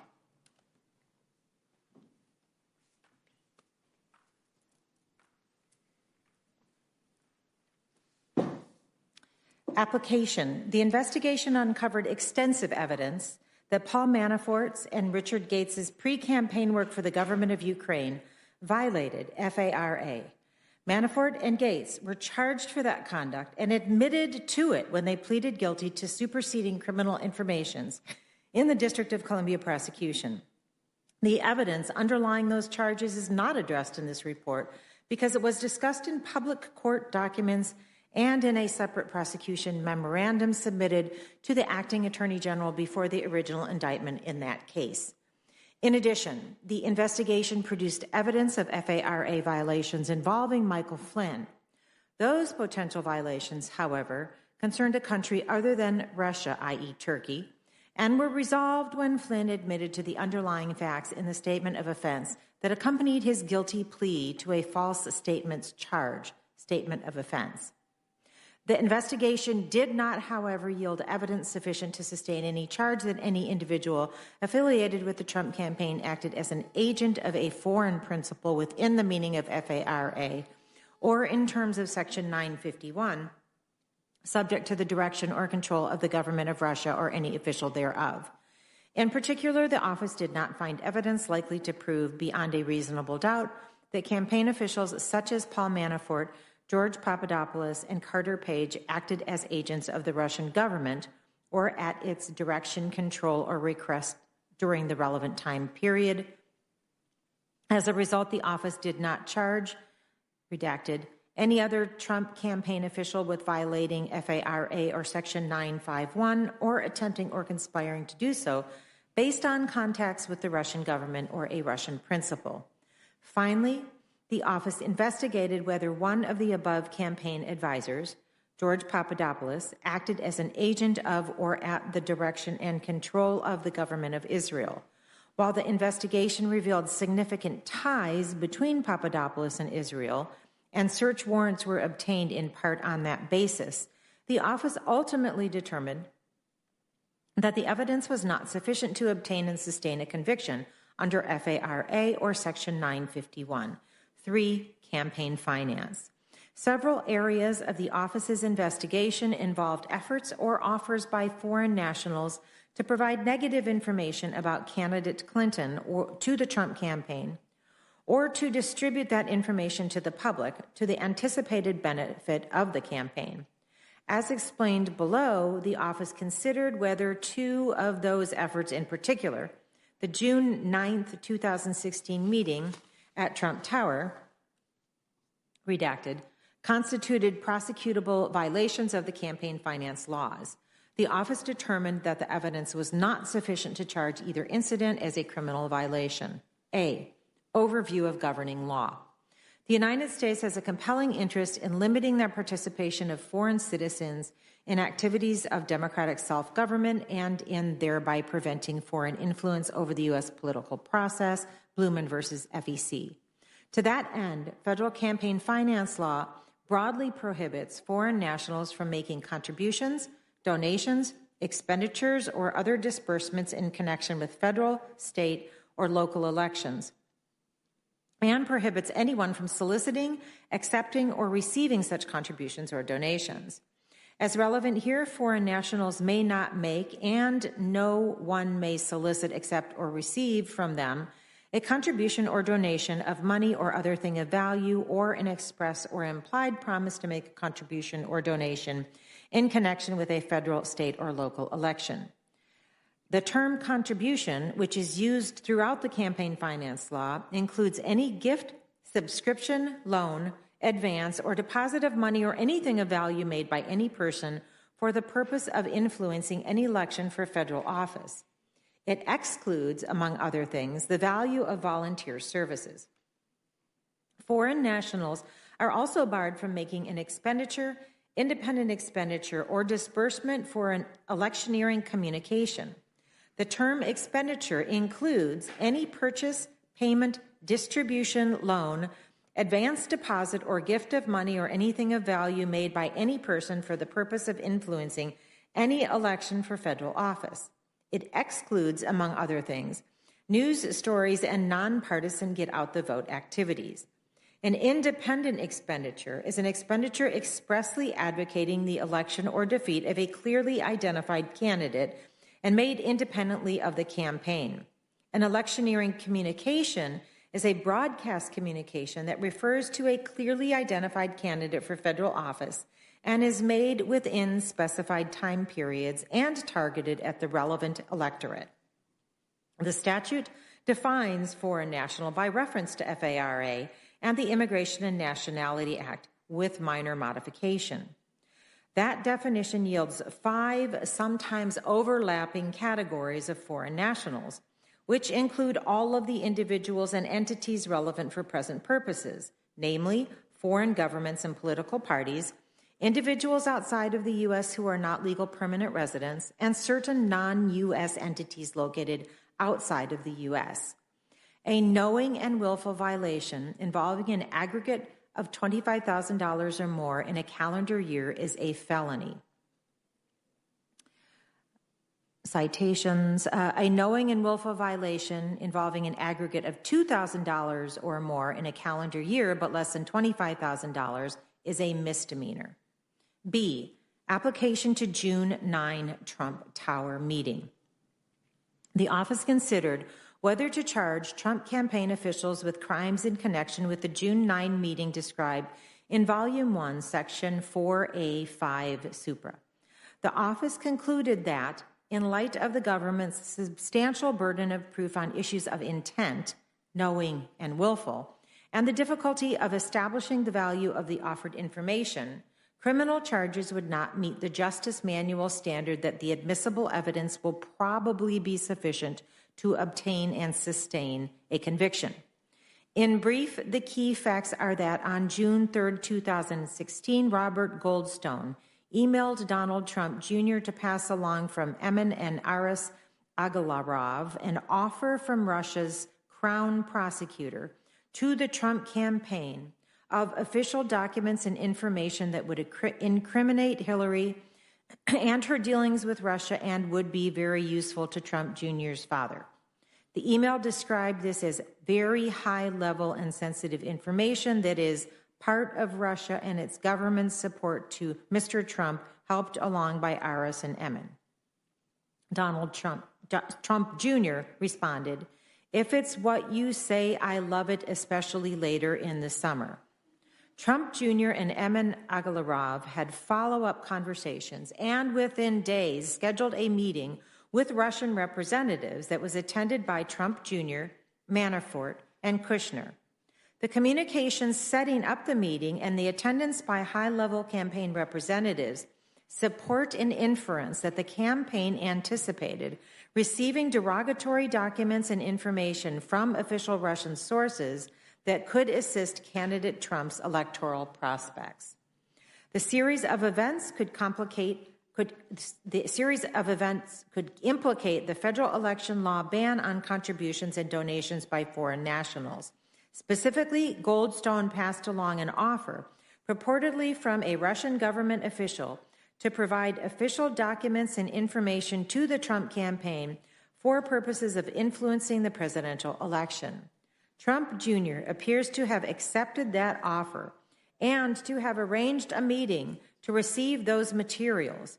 Documentary evidence in the form of email chains supports the inference that Kushner and Manafort were aware of that purpose and attended the June 9 meeting anticipating the receipt of helpful information to the campaign from Russian sources.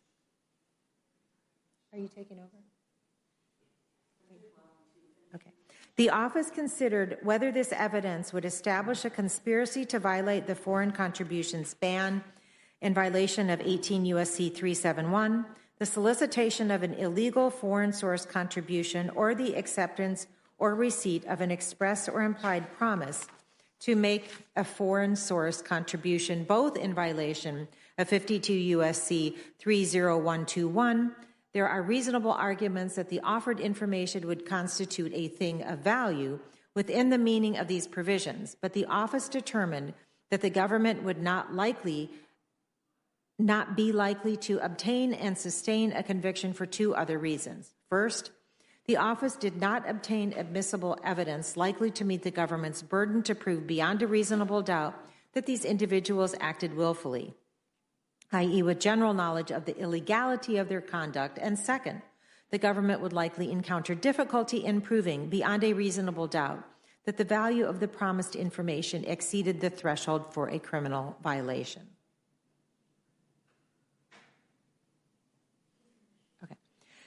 One, thing of value element. A threshold legal question is whether providing to a campaign documents and information of the type involved here would constitute a prohibited campaign contribution. The foreign contribution ban is not limited to contributions of money. It expressly prohibits a contribution or donation of money or other thing of value. And the term contribution is defined throughout the campaign finance laws to include any gift, subscription, loan, advance, or deposit of money or anything of value.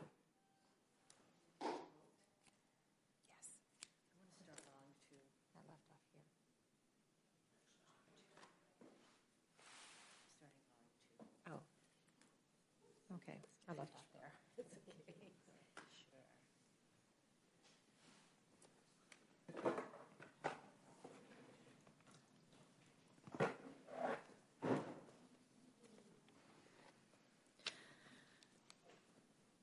This is the introduction to Volume 2.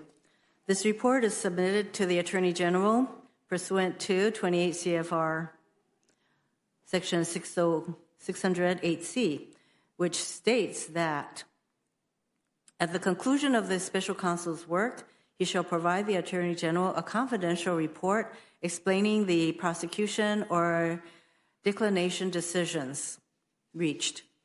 Beginning in 2017, the President of the United States took a variety of actions towards the ongoing FBI investigations into Russia's interference in the 2016 presidential election and related matters that raised questions about whether he had obstructed justice. The order appointing the special counsel gave this office jurisdiction to investigate matters that arose directly from the FBI's Russia investigation, including whether the president had obstructed justice in connection with Russia-related investigations. The special counsel's jurisdiction also covered potentially obstructive acts related to the special counsel's investigation itself. This volume of our report summarizes our obstruction of justice investigation of the president. We first describe the considerations that guided our obstruction of justice investigation and then provide an overview of this volume. First, a traditional prosecution or declination decision entails a binary determination to initiate or decline a prosecution. But we determined not to make a traditional prosecutorial judgment. The Office of Legal Counsel has issued an opinion finding that the indictment or criminal prosecution of a sitting president would impermissibly undermine the capacity of the executive branch to perform its constitutionally assigned functions in violation of the constitutional separation of powers. Given the role of special counsel as attorney in the Department of Justice and framework of the special counsel regulations, this office accepted OLC's legal conclusion for the purpose of executing prosecutorial jurisdiction. And apart from OLC's constitutional view, we recognize that a federal criminal accusation against a sitting president would place burdens on the president's capacity to govern and potentially preempt constitutional processes for addressing presidential misconduct. Second, while the OLC opinion concludes that a sitting president may not be prosecuted, it recognizes that a criminal investigation during the president's term is permissible. The OLC opinion also recognizes that a president does not have immunity after he leaves office. And if individuals other than the president committed an obstruction offense, they may be prosecuted at this time. Given these considerations, the facts known to us, and the strong public interest in safeguarding the integrity of the criminal justice system, we conducted a thorough factual investigation in order to preserve the evidence when memories were fresh and documentary materials were available. Third, we considered whether to evaluate the conduct we investigated under the Justice Manual standards governing prosecution and declination decisions, but we determined not to apply an approach that could potentially result in a judgment that the president committed crimes. The threshold step under the Justice Manual standards is to assess whether a person's conduct constitutes a federal offense. Fairness concerns counseled against potentially reaching that judgment when no charges can be brought. The ordinary means for an individual to respond to an accusation is through a speedy and public trial, with all the procedural protections that surround a criminal case. An individual who believes he was wrongly accused can use that process to seek to clear his name. In contrast, a prosecutor's judgment that crimes were committed but that no charges will be brought affords to such adversarial opportunity for public name clearing before an impartial adjudicator. The concerns about the fairness of such a determination would be heightened in the case of a sitting president, where a federal prosecutor's accusation of a crime, even in an internal report, could carry consequences that extend beyond the realm of criminal justice. OLC noted similar concerns about sealed indictments. Even if an indictment were sealed during the president's term, OLC reasoned it would be very difficult to preserve an indictment's secrecy. And if an indictment became public, the stigma and opprobrium could imperil the president's ability to govern.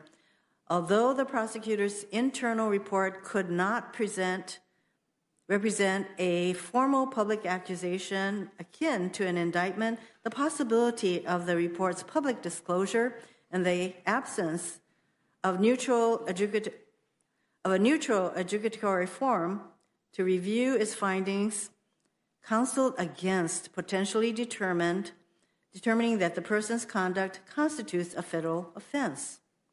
Fourth, if we had confidence that a thorough investigation of the facts that the president clearly did not commit obstruction of justice, we would so state. Based on the facts and the applicable legal standards, however, we were unable to reach that judgment. The evidence we obtained about the president's actions and intent present difficult issues that prevent us from conclusively determining that no criminal conduct occurred. Accordingly, while this report does not conclude that the president committed a crime, it also does not exonerate him.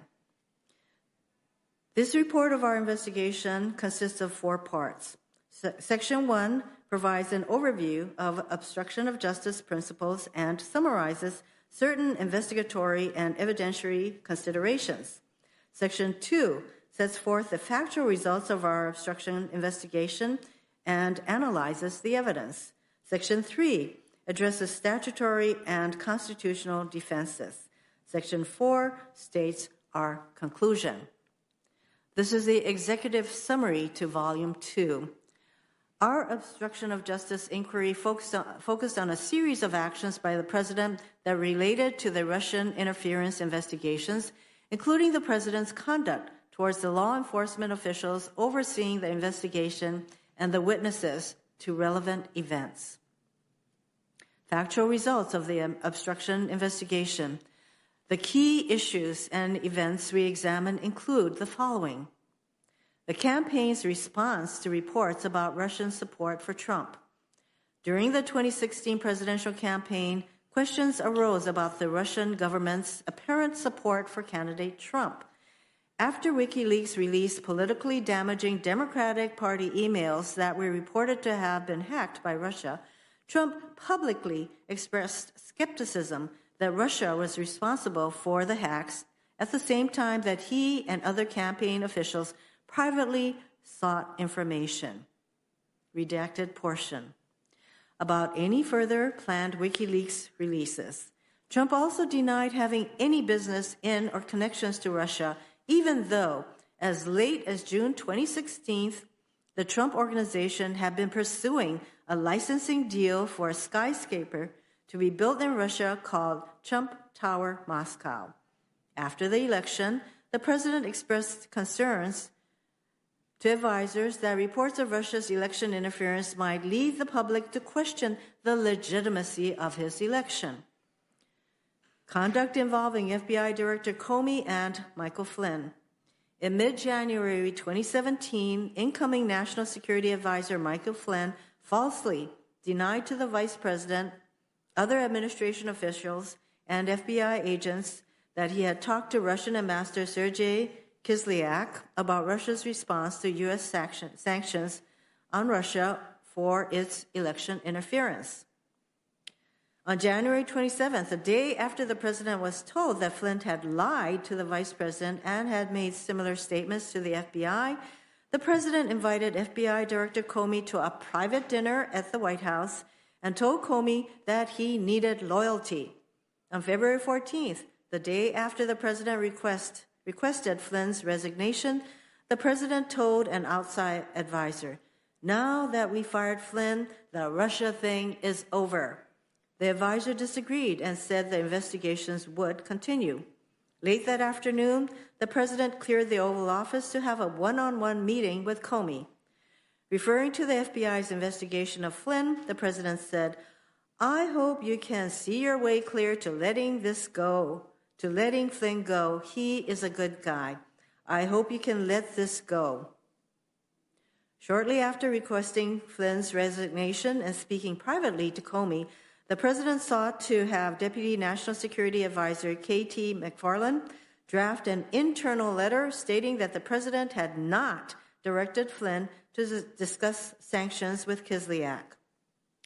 McFarland declined because she did not know whether that was true, and a White House counsel's office attorney thought that the request would look like quid pro quo for an ambassadorship she had been offered. The president's reaction to the continuing Russia investigation. In February 2017, Attorney General Jeff Sessions began to assess whether he had to recuse himself from campaign-related investigations because of his role in the Trump campaign. In early March, the president told White House counsel Donald McGahn to stop Sessions from recusing. And after Sessions announced his recusal on March 2nd, the president expressed anger at the decision and told advisors that he should have an attorney general who would protect him. That weekend, the president took Sessions aside at an event and urged him to unrecuse. Later in March, Comey publicly disclosed at a congressional hearing that the FBI was investigating the Russian government's efforts to interfere in the 2016 presidential election, including any links or coordination between the Russian government and the Trump campaign.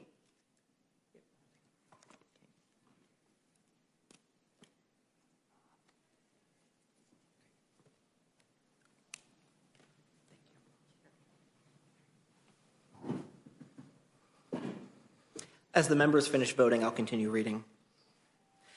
In the following days, the President reached out to the Director of National Intelligence and the leaders of the Central Intelligence Agency and the National Security Agency to ask them what they could do to publicly dispel the suggestion that the President had any connection to the Russian election interference effort.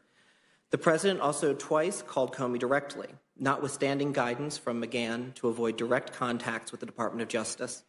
Comey had previously assured the President that the FBI was not investigating him personally, and the President asked Comey to lift the cloud, quote, of the Russian investigation by saying that publicly. The President's termination of Comey.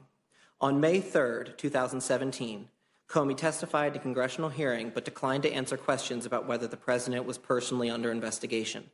Within days, the President decided to terminate Comey. The President insisted that the termination letter, which was written for public release, state that Comey had informed the President that he was not under investigation.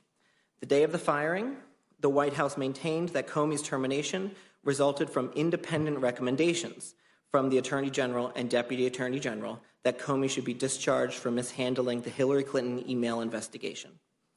But the President had decided to fire Comey before hearing from Department of Justice.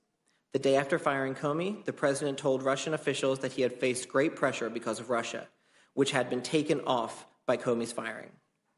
The next day, the President acknowledged in a television interview that he was going to fire Comey regardless of the Department of Justice's recommendation, that when he decided to just do it, he was thinking that this thing with Trump and Russia is a made-up story. In response to a question about whether he was angry with Comey and about the Russia investigation, the President said, "As far as I'm concerned, I want that thing to be done absolutely properly," adding that firing Comey might even lengthen out the investigation. The appointment of a special counsel and the efforts to remove him. On May 17, 2017, the acting Attorney General for Russia investigation appointed a special counsel to conduct the investigation and related matters. The President reacted to news that a special counsel had been appointed by telling advisors that it was the end of his presidency and demanding that Sessions resign. Sessions submitted his resignation, but the President ultimately did not accept it. The President told aides that the special counsel had conflicts of interest and suggested that the special counsel therefore should not serve. The President's advisors told him the asserted conflicts were meritless and that it had already been considered by the Department of Justice. On June 14, 2017, the media reported that the special counsel's office was investigating whether the President had obstructed justice. Press reports called this a major turning point in the investigation. While Comey had told the President he was not under investigation, following Comey's firing, the President now was under investigation. The President reacted to this news with a series of tweets, criticizing the Department of Justice and the special counsel's investigation. On June 17, 2017, the President called McGahn at home and directed him to call the acting Attorney General and say that the special counsel had conflicts of interest and must be removed. McGahn did not carry out the direction, however, deciding that he would resign rather than trigger what he regarded as a potential Saturday night massacre. Efforts to curtail the special counsel's investigation. 2 days after directing McGahn to have the special counsel removed, the President made another attempt to affect the course of the Russia investigation. On June 19, 2017, the President met one-on-one in the Oval Office with his former campaign manager, Corey Lewandowski, a trusted advisor outside the government, and dictated a message for Lewandowski to deliver to Sessions. The message said that Sessions should publicly announce that, notwithstanding his recusal from the Russia investigation, the investigation was, quote, very unfair to the President. The President had done nothing wrong, and Sessions planned to meet with the special counsel and, quote, let him move forward with investigating election meddling for future elections. Lewandowski said he understood what the President wanted Sessions to do. 1 month later, in another private meeting with Lewandowski on July 19, 2017, the President asked about the status of his message for Sessions to limit the special counsel investigation to future election interference. Lewandowski told the President that the message would be delivered soon. Hours after that meeting, the President publicly criticized Sessions in an interview with the New York Times, and then issued a series of tweets making it clear that Sessions' job was in jeopardy. Lewandowski did not want to deliver the president's message personally, so he asked senior White House official Rick Dearborn to deliver it to Sessions. Dearborn was uncomfortable with this task and did not follow through. Efforts to preserve public disclosure of evidence, to prevent public disclosure of evidence. In the summer of 2017, the president learned that media outlets were asking questions about the June 9, 2016 meeting at Trump Tower between senior campaign officials, including Donald Trump Jr., and a Russian lawyer who was said to be offering damaging information about Hillary Clinton as, quote, part of Russia and its government support for Mr. Trump. On several occasions, the president directed aides not to publicly disclose the emails setting up the July 9th meeting, suggesting that the emails would not leak and that the number of lawyers with access to them should be limited. Before the emails became public, the president edited a press statement for Trump Jr. by deleting a line that acknowledged that the meeting was with an individual, quote, an individual who Trump Jr. was told might have information helpful to the campaign, and instead said only that the meeting was about adoptions of Russian children. When the press asked questions about the president's involvement in Trump Jr.'s statement, the president's personal lawyer repeatedly denied the president had played any role. Further efforts to have the Attorney General take control of the investigation.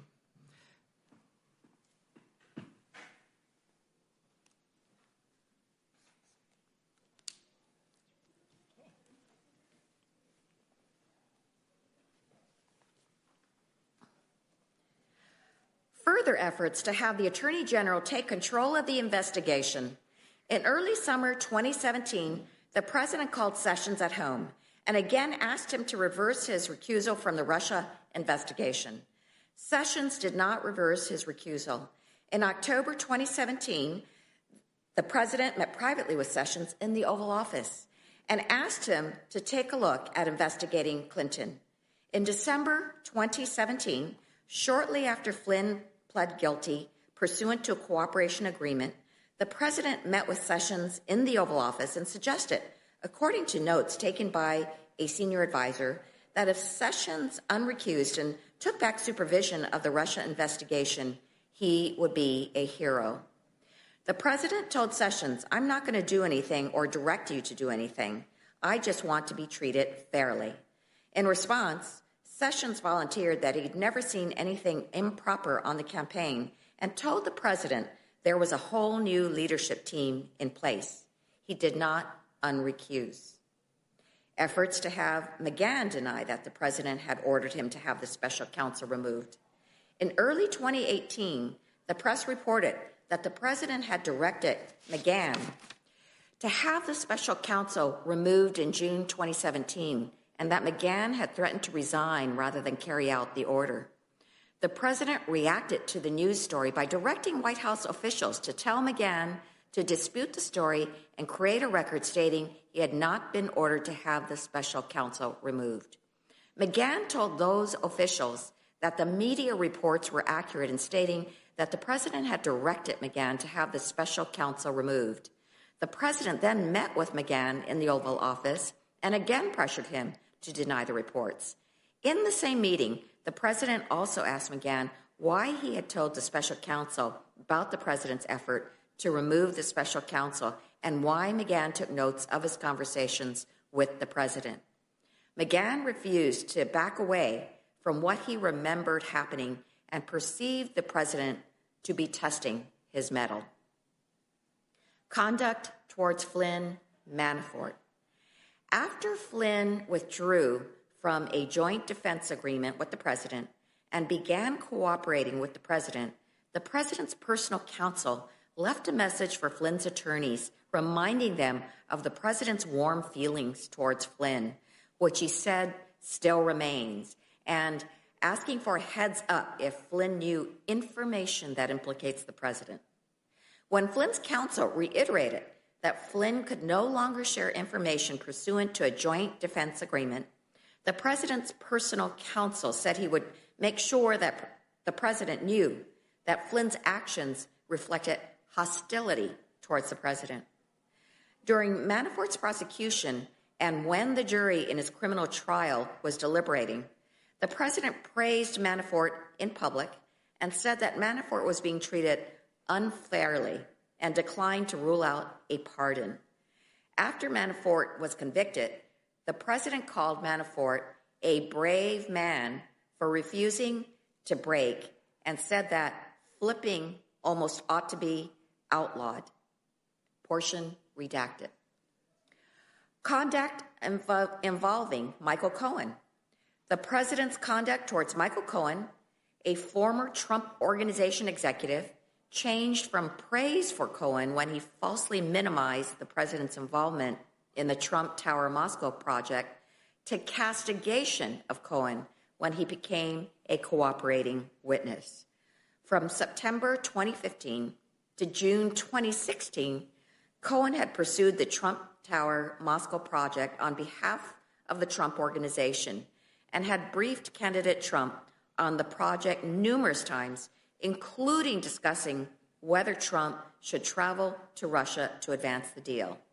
In 2017, Cohen provided false testimony to Congress about the project, including stating that he had only briefed Trump on the project 3 times and never discussed travel to Russia with him in an effort to adhere to a party line that Cohen said was developed to minimize the president's connection to Russia.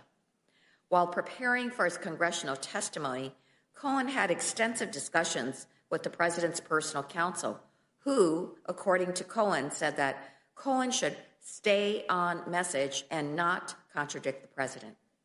After the FBI searched Cohen's home and office in April 2018, the president publicly asserted that Cohen would not flip, contacting him directly to tell him to stay strong, and privately passed messages of support to him. Cohen also discussed pardons with the president's personal counsel and believed that if he stayed on message, he would be taken care of. But after Cohen began cooperating with the government in the summer of 2018, the president publicly criticized him, called him a rat, and suggested that his family members had committed crimes. Overarching factual issues. We did not make a traditional prosecution decision about these facts, but the evidence we obtained supports several general statements about the president's conduct. Several features of the conduct we investigated distinguish it from typical obstruction of justice cases. First, the investigation concerned the president, and some of his actions, such as firing the FBI director, involved facially lawful acts within his Article II authority, which raises constitutional issues discussed below. At the same time, the president's position as the head of the executive branch provided him with a unique and powerful means of influencing official proceedings, subordinate officers, and potential witnesses, all of which is relevant to a potential obstruction of justice analysis. Second, unlike cases in which a subject engages in obstruction of justice to cover up a crime, the evidence we obtained did not establish that the president was involved in an underlying crime related to Russian election interference. Although the obstruction statutes do not require proof of such a crime, the absence of that evidence affects the analysis of the president's intent and requires consideration of other possible motives for his conduct. Third, many of the president's acts directed at witnesses, including discouragement of cooperation with the government and suggestions of possible future pardons, took place in public view. That circumstance is unusual, but no principle of law excludes public acts from the reach of the obstruction laws. If the likely effect of public acts is to influence witnesses or alter their testimony, the harm to the justice system's integrity is the same. Although the series of events we investigated involved discrete acts, the overall pattern of the president's conduct towards the investigation can shed light on the nature of the president's acts and the inferences that can be drawn about his intent. In particular, the actions we investigated can be divided into 2 phases reflecting a possible shift in the president's motives. The first phase covered the period from the president's first interactions with Comey through the president's firing of Comey. During that time, the president had been repeatedly told he was not personally under investigation. Soon after the firing of Comey and the appointment of the special counsel, however, the president became aware that his own conduct was being investigated in an obstruction of justice inquiry. At that time, the president engaged in a second phase of conduct involving public attacks on the investigation, non-public efforts to control it, and efforts in both public and private to encourage witnesses not to cooperate with the investigation.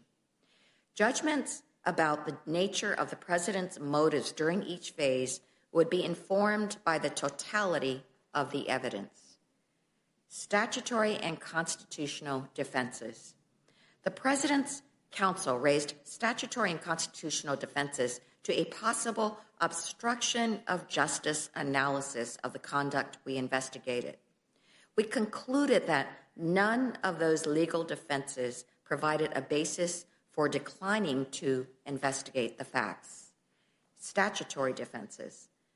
Consistent with precedent and the Department of Justice's general approach to interpreting obstruction statutes, we concluded that several statutes could apply here. Section 1512C2 is an omnibus obstruction of justice provision that covers a range of obstructive acts directed at pending or contemplated official proceedings. No principle of statutory construction justifies narrowing the provision to cover only conduct that impairs the integrity or availability of evidence. Sections 1503 and 1505 also offer broad protection against obstructive acts directed at pending grand jury, judicial, administrative, and congressional proceedings.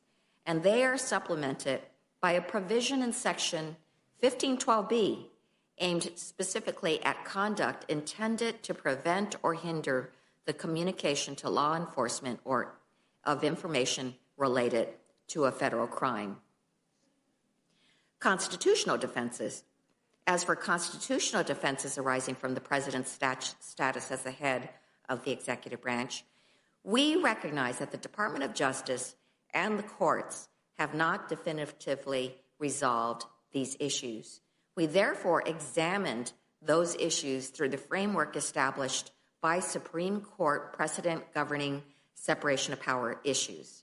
The Department of Justice and the president's personal counsel have recognized that the president is subject to statutes that prohibit obstruction of justice by bribing a witness or suborning perjury because that conduct does not implicate his constitutional authority.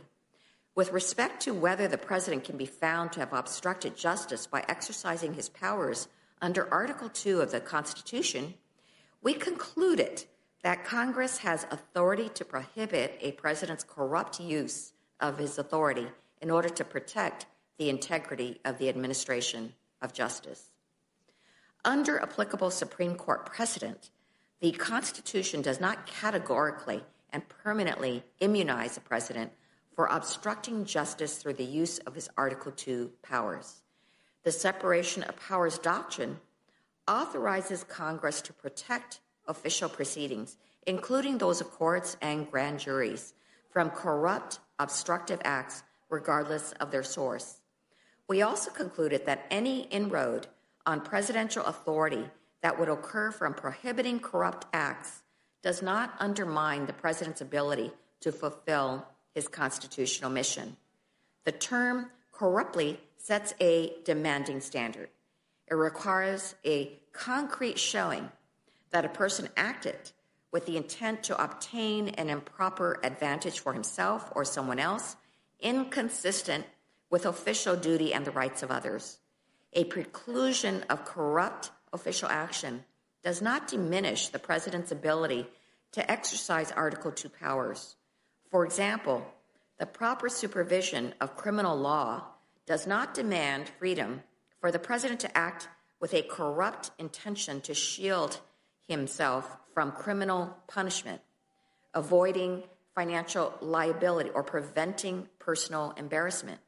To the contrary, a statute that prohibits official action undertaken for such corrupt purposes furthers rather than hinders the impartial and even-handed administration of the law.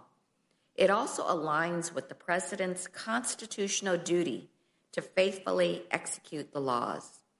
Finally, we concluded that in the rare case in which a criminal investigation of the president's conduct is justified, inquiries to determine whether the president acted for a corrupt motive should not impermissibly chill his performance of his constitutionally assigned duties.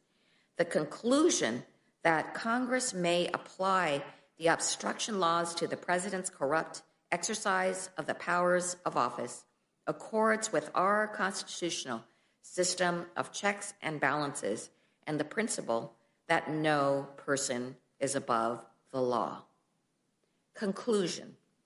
Because we determined not to make a traditional prosecutorial judgment, we did not draw ultimate conclusions about the president's conduct. The evidence we obtained about the president's actions and intent presents difficult issues that would need to be resolved if we were to make a traditional prosecutorial judgment. At the same time, if we had confidence after a thorough investigation of the facts that the president clearly did not commit obstruction of justice, we would so state. Based on the facts and the applicable legal standards, we are unable to reach that judgment. Accordingly, while this report does not conclude that the president committed a crime, it also does not exonerate him. Background, legal, and evidentiary principles. A, legal framework of obstruction of justice. The May 17, 2017 appointment order and the special counsel regulations provide this office with jurisdiction to investigate federal crimes committed in the course of it and with intent to interfere with the special counsel's investigation, such as perjury, obstruction of justice, destruction of evidence, and intimidation of witnesses. Because of that description of our jurisdiction, we sought evidence for our obstruction of justice investigation with the elements of obstruction offenses in mind. Our evidentiary analysis is similarly focused on the elements of such offenses, although we do not draw conclusions on the ultimate questions that govern a prosecutorial decision under the principles of federal prosecution. Here, we summarize the law interpreting the elements of potentially relevant obstruction statutes in an ordinary case. This discussion does not address the unique constitutional issues that arise in an inquiry into official acts by the president. Those issues are discussed in a later section of this report, addressing constitutional defenses that the president's counsel have raised. Three basic elements are common to most of the relevant obstruction statutes. 1, an obstructive act.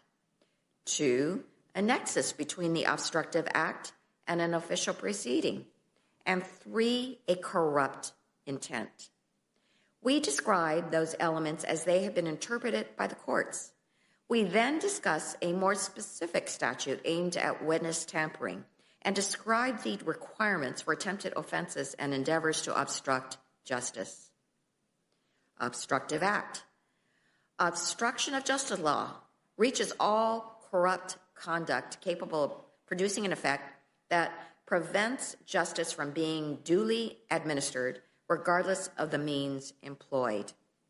An effort to influence a proceeding can qualify as an endeavor to obstruct justice, even if the effort was subtle or circuitous, or however cleverly or with whatever cloaking of purpose it was made. The verbs obstruct or impede are broad and can refer to anything that blocks, makes difficult, or hinders. An improper motive can render an actor's conduct criminal even when the conduct would otherwise be lawful and within the actor's authority.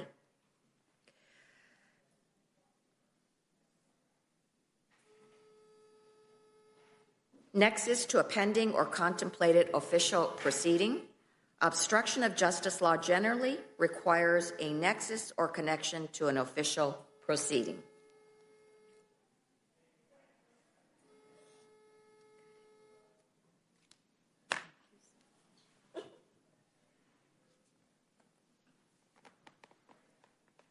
In Section 1503, the nexus must be pending judicial or grand jury proceedings.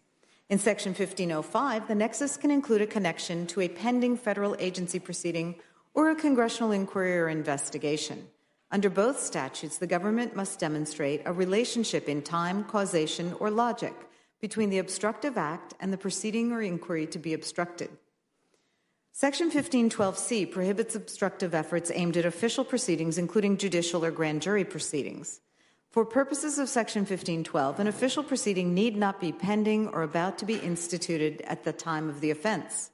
Although a proceeding need not already be in progress to trigger liability under Section 1512C, a nexus to a contemplated proceeding still must be shown. The nexus requirement narrows the scope of obstruction statutes to ensure that individuals have fair warning of what the law prescribes. The nexus showing has subjective and objective components. As an objective matter, a defendant must act in a manner that is likely to obstruct justice, such that the statute excludes defendants who have an evil purpose but use means that would only unnaturally and improbably be successful. The endeavor must have the natural and probable effect of interfering with the due administration of justice. As a subjective matter, the actor must have contemplated a particular foreseeable proceeding. A defendant need not directly impede the proceeding. Rather, a nexus exists if discretionary actions of a third person would be required to obstruct the judicial proceeding if it was foreseeable to the defendant that the third party would act on the defendant's communication in such a way as to obstruct the judicial proceeding. Corruptly. The word corruptly provides the intent element for obstruction of justice and means acting knowingly and dishonestly, or with an improper motive.